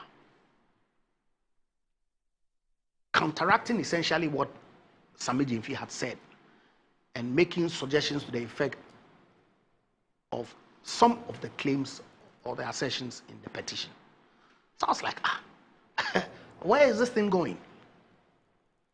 Then thankfully, the following day, which was, I believe, yesterday or 2 days ago, the responses to the petition became public. I took my time to go through the document, and I was scandalized that the Council of State could look at the petition and the responses of the Chief Justice and arrive at the conclusion that there was a prima facie case made out pursuant to which a full-blown investigation ought to be undertaken. What it means is that if the Chief Justice fails to adduce evidence to rebut the issues that have been raised, it will be deemed to be true. But, Moro, you've read the responses. Yeah. The key issue that I see my friends hanging on relates to the travel, okay? Yeah. That the Chief Justice had with her husband on one occasion and her daughter on one occasion. And they say that that was irregular. How so? They point to the responses that the Chief Justice gave and says that, well, she says that she opted. Then I ask myself, so what is wrong with that? Because you read the provision, and I have a copy of the foreign travel by heads of judiciary and superior court judges, the policy here. This is the entire document? The entire document. Okay. I have it here. Okay. Remember that as lawyers, we are trained to read documents as a whole. Yeah. We cannot nitpick because you get the full essence of the intent when you read the entirety of the document. Remember also that the benefits that superior court judges get is an Article 71 benefit, commensurate in some cases with that of the president and the speaker. Yeah. So are they suggesting to me that by reason only of the fact that the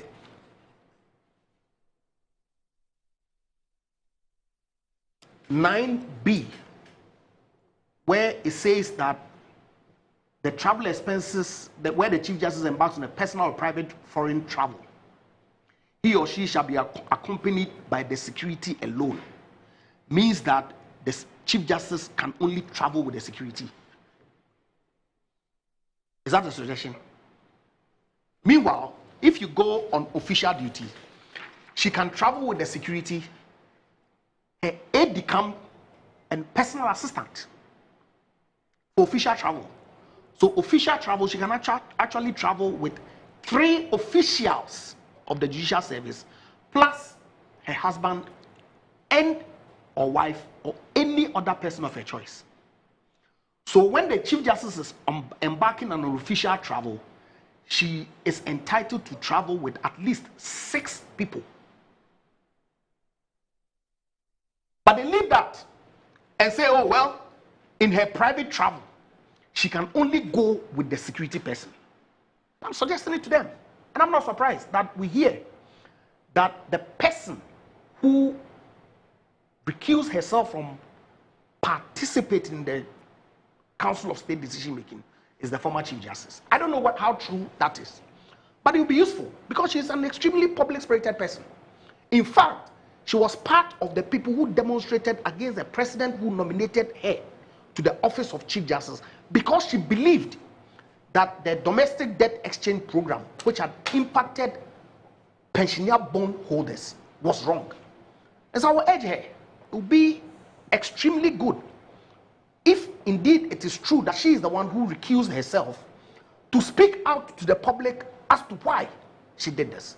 Because there's a clear convention that my good friends are misinterpreting. If you read the entirety of the document, on every occasion that the Chief Justice is traveling, whether official or private, she's entitled to travel with her spouse. It is only when she's embarking on a private travel that she cannot go with any other official of the judicial service than the security officer. How is this difficult to appreciate? And that is the only issue that they are hinging this entire 3 petitions and the, what you call it, the responses on to arrive at a prima facie decision. I was shocked that, is that the basis? Because every other issue, in some instances, does not even concern the petitioners. It's not personal to them. They don't provide any evidence. They don't support their case with anything. So you can see that the focus of the NDC is on only this administrative matter, where the Chief Justice herself is not even a spending officer of the Judicial Service. So this is the basis why a prima facie case has been made, for which, if the Chief Justice does not proffer evidence to counteract it or rebut it, will be deemed to be true. Then it dawned on me that, look, maybe, just maybe, I was wrong in granting my good friends the benefit of the doubt. And that everybody else who were up in arms was right. Because this clearly suggests to every rational being who's read the documents that it is nothing but an orchestrated, predetermined process to remove the Chief Justice on account of all the things that they've said whilst in opposition. You think people should sit? You believe that? Now I want to know whether you believe that on account of this background, Ghanaians should not be concerned. And I'm surprised, you see, that he is praising the Ghana Bar Association for this statement, suggesting that they were essentially commending the president for being fair. I don't think so at all. This is a very subtle statement. That, look, you may, as is usually the case, decide to go on the tangent of rule by law. Because that's exactly what they're doing. They're going by the letter of the Constitution and say, hey, well, we haven't done anything wrong. But the Ghana Bar Association is telling them that we are watching you. Because in our constitutional interpretation, you cannot rely on only the letter of the law. You ought to be guided by the spirit of the Constitution. So that's exactly what the Ghana Bar Association is telling Mr. Mahama and his government. That yes, we agree with you that you may have gone with the letter of the law, but we are watching. And we will not allow you to breach the spirit of the law without necessarily saying so. But as far as I'm concerned, that's the import of the statement that the Ghana Bar Association has issued. Because I'm sure that if the Ghana Bar Association had done otherwise, we know our friends, they would have jumped and pulled the Ghana Bar Association into the tag that, they are MPP affiliates. That's why they have also jumped to the defense of the Chief Justice. So, Eduji, don't be deceived though. Indeed and in fact, this is a clarion call that we are watching with eagle eyes, and that we are not going to sit for the government to breach our constitution with wanton, purely on account of political expediency, to advance their cause of their avowed intent to remove the Chief Justice. We cannot go on this tangent. And I pray, look, it's not a question of we don't trust the judges on the panel. Not at all. But it is the precedent that you set that people can, or the processes of removing a Chief Justice can be triggered by such, I don't want to use the word empty, petition. As somebody says he's gone to court, he's been disrespected. Why? EduJ, you know. If a case is called and is being determined, every extraneous matter that does not relate to the case should be recorded in the record of proceedings of the case. Where does that find expression?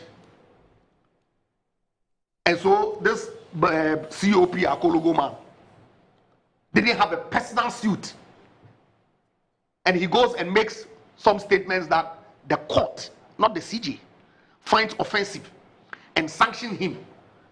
That activity or that proceeding that took place in the courtroom in somebody's case should find expression in the record of proceedings of somebody's case that you are not anyway related to.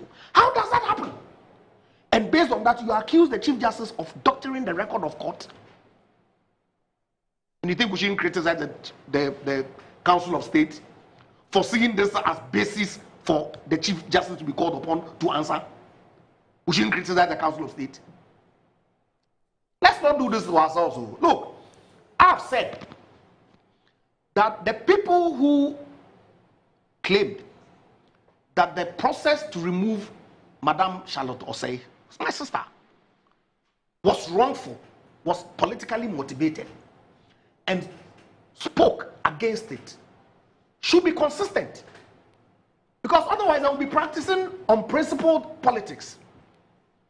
In any event, if you say that, well, you did it, and you promised the people of Ghana, and it was wrong, by the way, that the Akufo-Addo government did it, it was wrong, and that Ghanaians should vote for you, you are coming to reset the country, put it back on the path where things are done properly.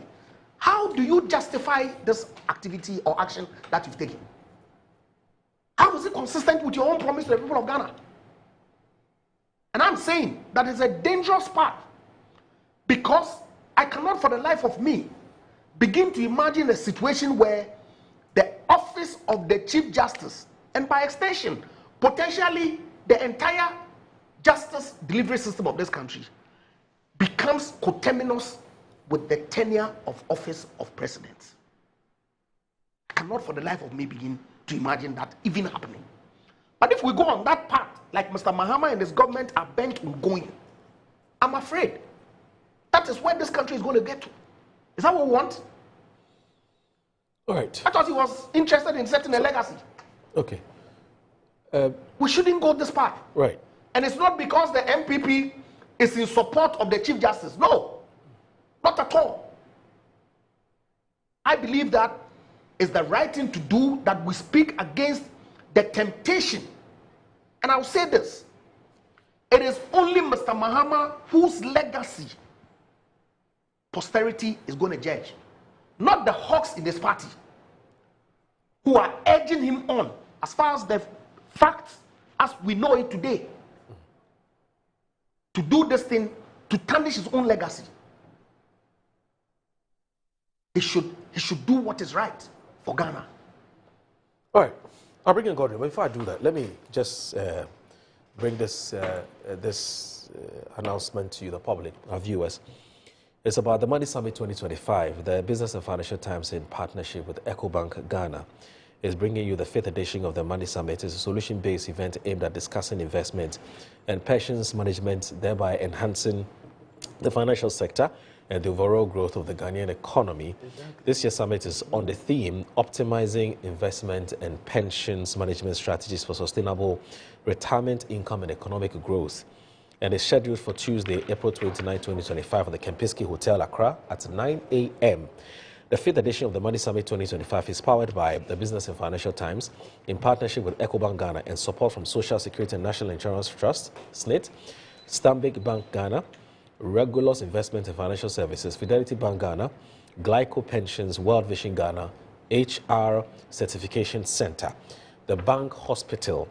Now, the media partners are Metro TV, Asase Radio, 3FM, City FM, YFM, Happy FM, and TV3. Call 020-945-7427 for further details and enquiries to register your virtual seat to participate. Attendance at the venue is strictly by invitation, and individuals who would like to be a part of this event can get more information from our social media handles, BFT Ghana, so at BFT Ghana. Godwin. Yes. Andy has raised a number of issues. What are your responses? Honestly, I listened to my Lennox Senior. At least on this platform, there's some admission, impliedly, that President Mahama had followed the letter of the Constitution. The only thing is that a certain spiritual dimension is then generated into the conversation. Vintage energy. There's an mischief personified. There's an esoteric angle. There's an esoteric introduction. It is contained in the GPA statement. No, that you so copiously quoted. My senior says that. Please, listen, it's relative to the law, spirit and letter. I beg you. So let's stay within the strictures of the law. Yes. So my senior says that, oh, President Mahama, I see a certain fidelity on your part relative to the letter. Wait. Relative to the letter, but the spiritual aspect, you are defaulting. I think it's important in emphasizing this point that both letter, spirit, practice has been duly complied with. I know the GBA, and like I've said, in the past, when they felt strongly, even with President Mahama's appointment of His Lordship Justice Yapao and Justice Tuaman, they went to the Supreme Court. So this is not a GBA that doubles in spiritual, They go to the letter and they go to the spirit. They go to the letter and they go to the spirit. I spent the night, reading it. You understand? Look, and I said this. I recall vividly when Madame Charlotte Osei's removal process commenced. If you recall, at that time, even the petition was unsigned, some faceless people, a whole lot of issues. Scholars started asking questions that, listen, there are about 3 important institutions in this our democracy that we should never play with. The judiciary, the Electoral Commission, and SRAJ, and possibly NCCE. And so we should be very careful in dealing with it. President Nana Addo Dankwa Akufo-Addo, a lawyer, with an executive secretary, a lawyer, with an attorney general and deputy, Madame Gloria Akufo, and what shall I say, Godfrey Adame, together with all the lawyers in MPP, including my learned senior Afenyo-Markin, advised Nana Addo Dankwa Akufo-Addo on the process to impeach Madame Charlotte Osei, spirit and letter of Article 146.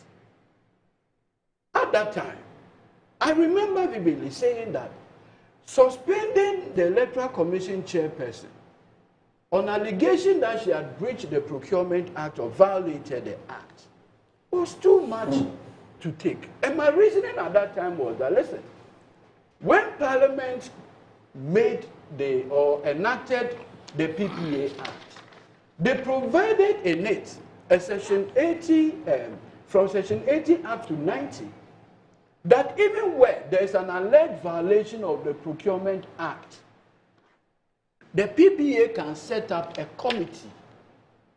The committee will advise the authority either to ratify, cancel the said procurement, even rectify the mistake, among other things. And so, to remove an important constitutional, the head of an important constitutional head like the Electoral Commission from office, on the mere allegation that there is a violation of the Public Procurement Act, we should tread cautiously. I remember our friends in the MPP, and like the video you played, Malene Senior Afenyo-Markin asked the question, is it the president that has removed Charlotte Osei or an institution of the state? At this point, President Mahama says, and from all correspondence, which they don't deny, the Council of State. The Council of State. The Council of State. In fact, in the case of Charlotte Osei, it was only one person, Chief Justice. Incidentally, do you know the Chief Justice who made a prima facie determination against Charlotte Osei? Was it Sophia? Yes. Her ladyship Sophia Akufo. And pursuant to her determination, the constitution of the 5-member committee, chaired by His Lordship Justice Anthony Benny, Justices Mafosa the late, and Agnes Doji, Abrapia, and the rest, to go into the merits. At this point, have you heard President Mahama or say that her relationship with the Chief Justice is guilty? He said, look, there is a preliminary matter for investigation. The 5 wise men and women or what will go and adjudicate the matter. Thankfully, the process allows her to come with her lawyer and even call witnesses. You are saying that the travel policy that she relied on was prepared for or whatever by Chief Justice Sophia. You said it was amended in 2019. 2019. When she was Chief Justice.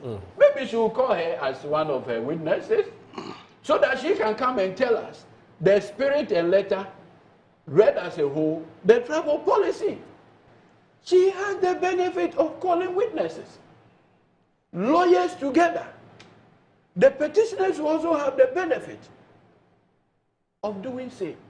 But you see, Senior, I am shocked that we are raising these matters now. Look, when Madame Charlotte Osei's impeachment process started, acting through her lawyer, Mr. Tadio Sorry, wrote to President Nana Addo Dankwa Akufo-Addo that, Mr. President, give me a copy of the petition so that at least I can respond before Chief Justice Sophia will do all those. That time, the presidential Gongon Bita, was the spokesperson, Eugene Ahi, responded to Charlotte Osei and the lawyer and said, Madam, this is not the place of President Akufo-Addo to furnish you with copies of the petition. When he got to President Mahama, he said, no, you even want 7 days. I'll give you 10 days. Senior, are you by any reasoning saying that the process Akufo-Addo used in the removal of Madame Charlotte Osei was a bad precedent? Is that what you are saying today? That's what you said. Please, Senior, I beg you. Is it your contention? That's what you said. Is it your contention that what Nana Addo did in the removal of Madame Charlotte Osei was a bad precedent? My view doesn't matter. That's what you said. Oh, Senior. With the benefit no. Okay, so Senior, let me rephrase the question. Please, would you suggest to this your TV viewer that with the benefit of hindsight, the removal of Charlotte Osei, a critical, head of an independent, was a bad precedent set by Nana Addo? In the first place, the Chief Justice's office cannot, under any circumstances, be equated to that of the Electoral Commission. Who said? It's clear in the Constitution. Secondly, there are 3 arms of government. Look, the Chief Justice is the head of the 10. You gave me an opportunity. I'll conclude. Now, you couldn't answer. Secondly, let me get back. You said that it was wrong. So what has changed? Okay. So it was wrong. You said so. No, do you believe it was wrong? You said so. So I'm saying be consistent with your principle. I think we should make progress. Okay. He said, because you have a lot to say. I noticed you said a lot. He said we should make progress. Then he says that the whole reason for removing or the removal process having been triggered is because the election petition and all the issues were from it. Look, her leadership, Gertrude Torkornoo, was just a panel member. Was she the presiding during the 2020 election petition? No. 2, it was after the 2020 election petition that President Nana Addo Dankwa Akufo-Addo nominated her for the Chief Justice position. Correct. The NDC Parliament, the NDC members in Parliament, unanimously, in the case of Chief Justice Torkornoo, approve her nomination. In fact, I remember vividly when she appeared before the appointment committee, then on the ranking of that committee was the Honorable Ato Forson. In fact, they turned the whole thing into a Jumako Besiase conversation because apparently she had started schooling or something in that town. And Ato Forson said, oh, you know, as the MP, oh, I'm happy that one of my own is getting to the position. So her approval was bipartisan. Even after the election petition, does it not defeat your argument? Because the same parliament, if you recall, in the case of Justice Gawu, Kumsen, they went to the plenary for a vote. If the NDC was opposed to her becoming Chief Justice because she sat on the election petition of 2020, her nomination or approval would have put to the entire House, which never happened. So staying away from this. Let's not do that. Two, we are being told that, oh, the NDC doesn't like the national chairman. What exactly has our national chairman said? What exactly has our national chairman said relative to this matter? I even heard somebody say, oh, President Mahama has said a new Chief Justice, blah, blah, blah. I said, where? What happened was that prior to His Lordship Eniegwa leaving, the Afrobarometer report had come out and made some scathing findings about the judiciary. President Mahama, in addressing the press in that time, said, with President Nadu Dankwa Akufo-Addo about to appoint a new Chief Justice, it is his expectation that this new Chief Justice would take on some of the findings of the Afrobarometer and handle it without harm. Now, MPP now interpret that to say President Mahama said you will remove what's the name, Gertrude Toko. So you have a political party that has been struggling to pin President Mahama down. And like we have been told this morning, we should look at the spiritual side of Article 146 and see what we can do. Today I'm hearing that Her Ladyship Sufai Akufo recused herself from the deliberation of the Council of State. I mean, that's within her right. But the council takes its decision by a majority. But we don't know that for a fact. No, we don't know for a fact. No, I'm just saying that that's what he's saying. Okay. Oh, no, but I said that that's what we are hearing. Yeah. So if it's I'm the even case, saying that, assuming that it was the case that let's say whoever recused decided to abstain or to recuse themselves. The law perfectly permits, and possibly, I mean, in good conscience, if somebody comes to a judicial or whatever, an investigative body or something, and says, oh, one of my defense is a document signed by Ejapa. For Ejapa to sit in there and make that determination, Ejapa can say, oh no, you know, my mind doesn't set me right, so maybe I'll recuse myself. So, but the council takes the decision by a majority, whatever. So that's perfect. But what you can confirm is 30 out of 31. Which one? In terms of the numbers of the council of I don't state even members. know because I heard Savage Efi say it was 30 out of 31. That's oh, what I'm okay. asking. So if you listen to the statement, you know, from the president, it was clear. Okay. In fact, there was no suggestion even remotely that the decision was either unanimous or by a majority decision. Okay. So I do not want to delve into that. Right. Look, prior to this, I have seen leading members of the MPP, like the person who does the evening program on this platform. Oh, you mean Paula Domatri? Yes. Okay. And other leading members of the MPP. you see his party card. Oh, sorry. Then I'll withdraw. He's a leading member. Paula Domatri is a senior journalist. Okay. Please, he's a senior journalist. Yes, senior journalist, Yes. Paul. Yes. Publish the contents on their platform, and we're discussing it. I have, with caution, tried to avoid a conversation on the marriage for good reason. Why? For good reason. These 5 people are going to have the benefit to examine. In fact, that is a process that is actually adjudicatory. Then they will go through the process. All the parties will now come with their lawyers. It may well be that at the end of the day, they'll find that there's no merit. what happens then? So for me, at this critical moment, and like it had been, President Mahama had never on any platform communicated that Her Ladyship the Chief Justice is guilty. The word used is prima facie, nothing more, nothing else, for good reason. Why? The presidency could have gone further and begin to discuss the merit or otherwise of the content. So you don't agree with Ejapa when he says a prima facie can also suggest that you're guilty until proven innocent. You're guilty until proven innocent. You don't agree with that? You provide evidence. That's yeah, not to disprove it. Then what it means you is see, that that's not. You see, in criminal law, okay, when it is said a prima facie had been found against you, and you are called to open your defense, at that point, your silence is not a proper way to approach it. But in this case, there are two competing documents already before the council. Her responses.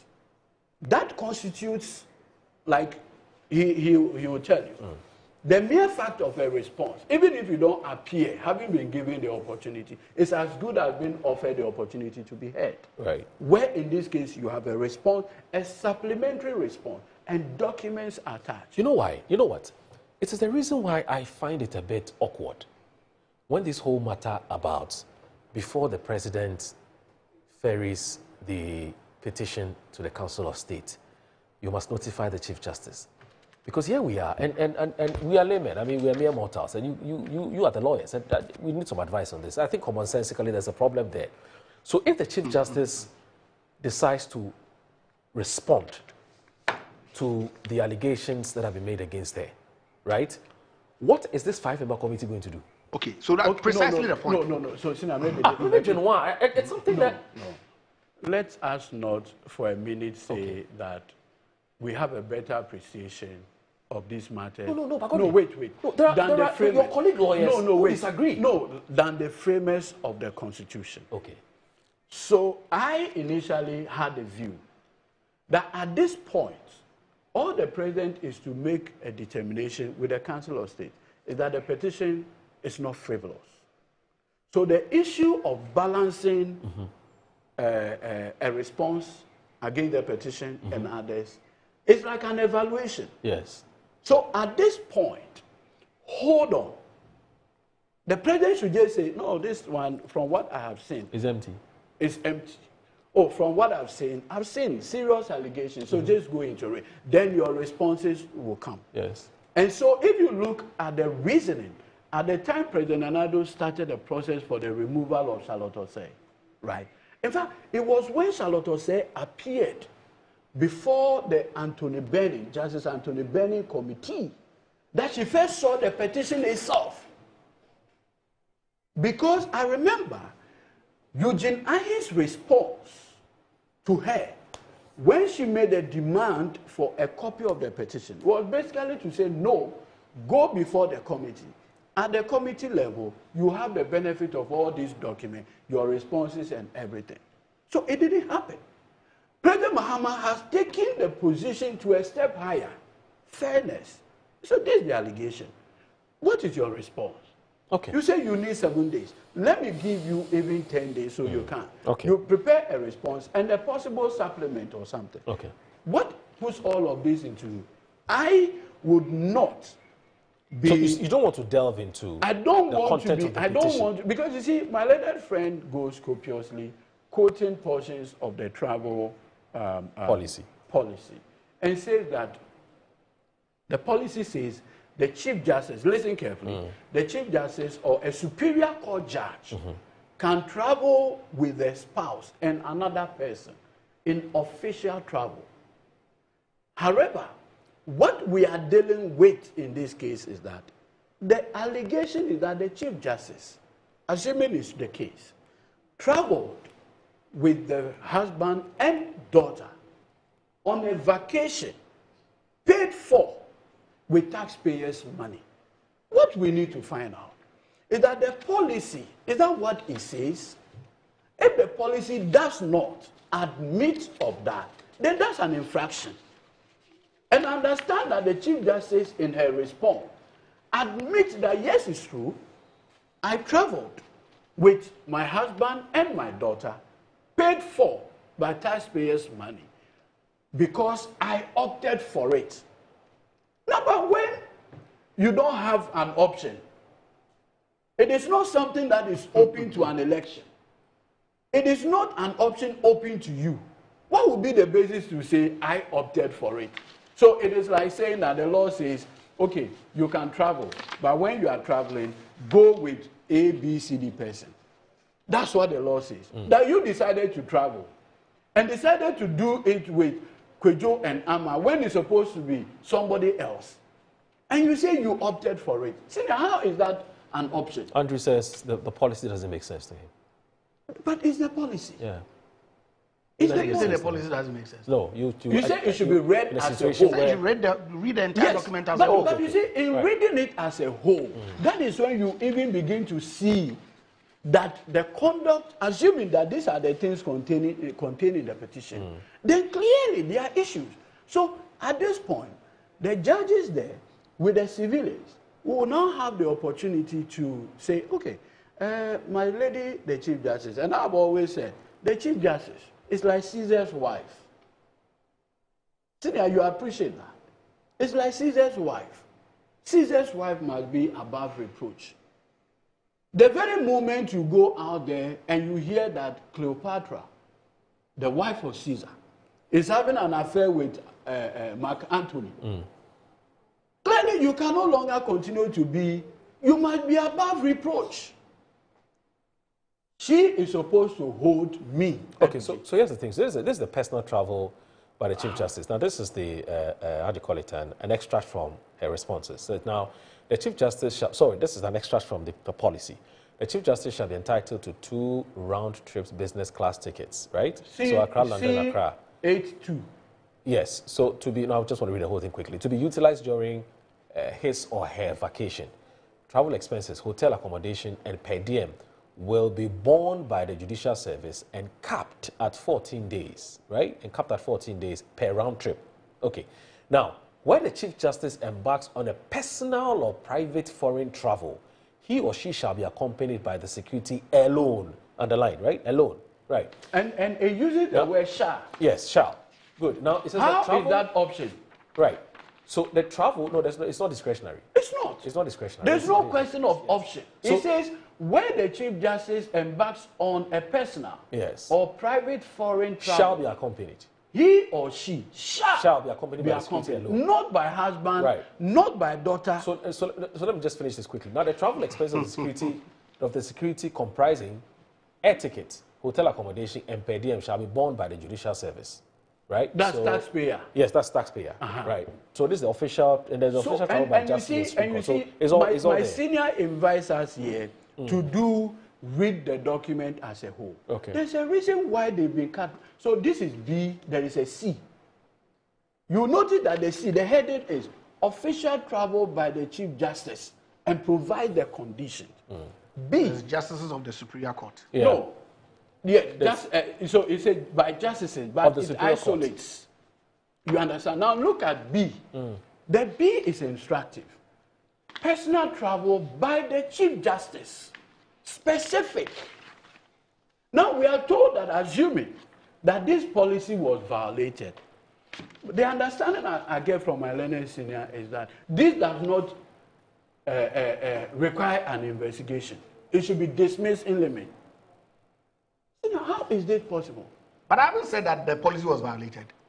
No, you are saying that assuming it is, it should not warrant that. That's the understanding I'm getting from your saying is that, in fact, what Japan was actually saying was that as far as it's concerned, she's done nothing wrong.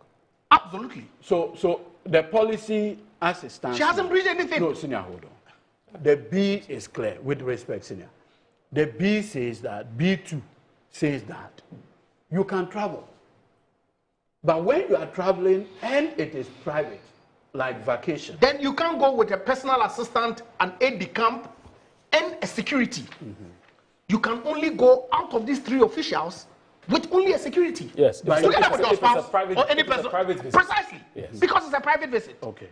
So that's what I'm saying. That read the document as a whole.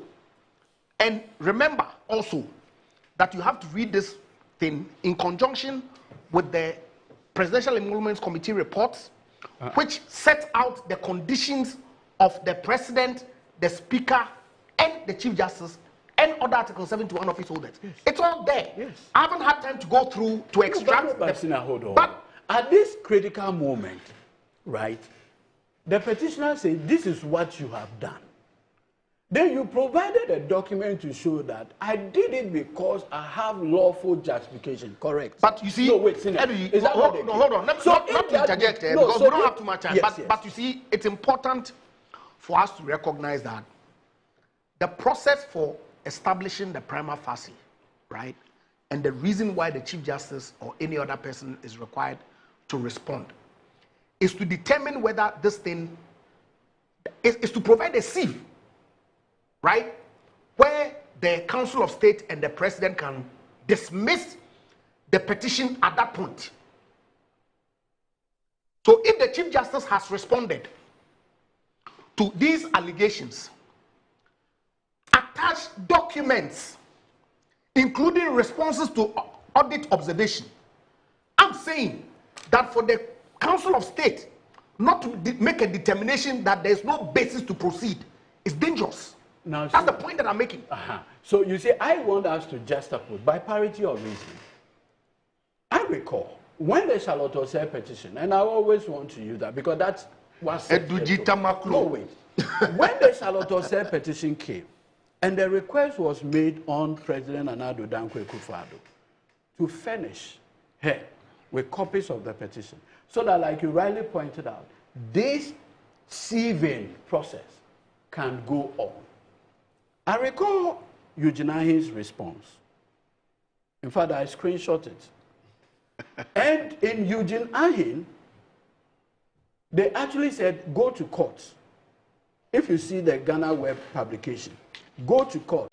President Akufo-Addo tells EC boss. Now, if you read further, Senior, the story, Eugene Ahin was very clear that at this point, the president was just a conveyor belt. You remember that conversation? That the president was just a conveyor belt. That all he does is just to transmit. He doesn't do anything and send it to the chief. So the question then will arise as to whether the Chief Justice did not give her a copy of the petition. Let me just read something. When she was establishing the prima facie case. See, that would be the relevant question. Excuse me. Communications Director at the Presidency, Eugene Ahin, told the media yesterday, President Akufo-Addo sent everything to Chief Justice in pursuance to Article 1463 of the Constitution. If she's looking for a copy, I think the best place is the CJ's office. Yes.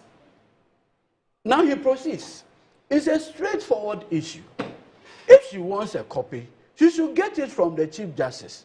Because all the documents we have, we forwarded. Precisely. Exactly. But in this case, what did President Mahama do? He said, look, you have the benefit of responding. Have 7 days to do the response. 10 days to do the response. Because this is, hold on. Unlike this is contrary to the other Superior Court judges. Don't twist the issues. No, I'm not. I am just reading. You are twisting them. I'm just reading the information. In fact, the only difference is that in the case of Superior Court judges and others, the prima facie is done, quote unquote, the Chief Justice. But the petition goes to the President. Of course. Then he transmits. In the case of the Chief Justice, the President works in concert with the Council of State. Of course. So what are we talking about? But that concert is the basis on which the President invited you to bring your what? Your document. The President did not invite her. No, what I'm just saying is that she had to request. No, when you request. That's why people went to court. No. The President, if you read the Presidency's letter, it basically tells you that it was premature. And that's why the President expressed disappointment, even with the content of her letter, when she copied all those named individuals or organizations in her letter.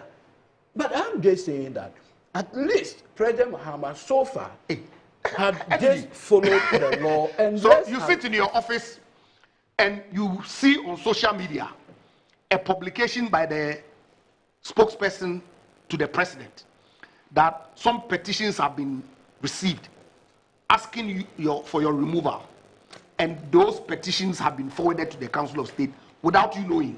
you won't write and ask. And if she does so, it's premature. What's the meaning of that? Okay. So Kojo Tumba, you're a very good friend. So maybe yes. Tell him I'll call him after the show. Don't read his message. Okay. I know you'll be mischievous. No. He's praising you. For the first time, he's praising. Tell Japa that I said it's because of the future. That is why we eat banana and leave the husk. 8 years ago, Charlotte Osei was under an orchestrated, predetermined intent to remove her from office based on what Akufo-Addo and his gang said during the preamble to the 2016 elections. Where was your outreach? No problem. He says, let me respond. Let me respond before you read the second one. No, it's not the second one. This same message. Just two more sentences. So 8 years ago, you sat aloof whilst Madam Charlotte Osei was made to suffer an egregious inquisition whose outcome had been predetermined in Akufo-Addo's bedroom. So, per your own logic, Akufo-Addo's legacy is suffering. Even the opposition has not dialed down the decibels when it comes to Japan's hollering. You see, it's interesting, right? Yes. And that's why I said that. Yeah. If the likes of Kojo and Co, who said that the Charlotte Osei removal process was premeditated, right? And so it was wrong. Are they saying that this process is right? Or are we then entitled to also conclude that it is premeditated and it's tit for tat? Right. If that is the case, I'm saying that that route can certainly not be good for our country. How have I said anything wrong? Okay.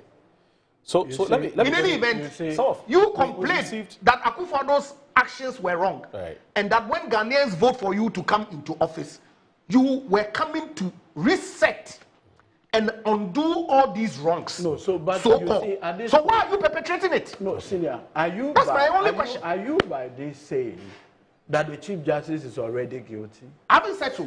Good. So that's what I'm saying. Wait. So that's why I said that the Council of State, in making this determination, I think that they've done great disservice to our country.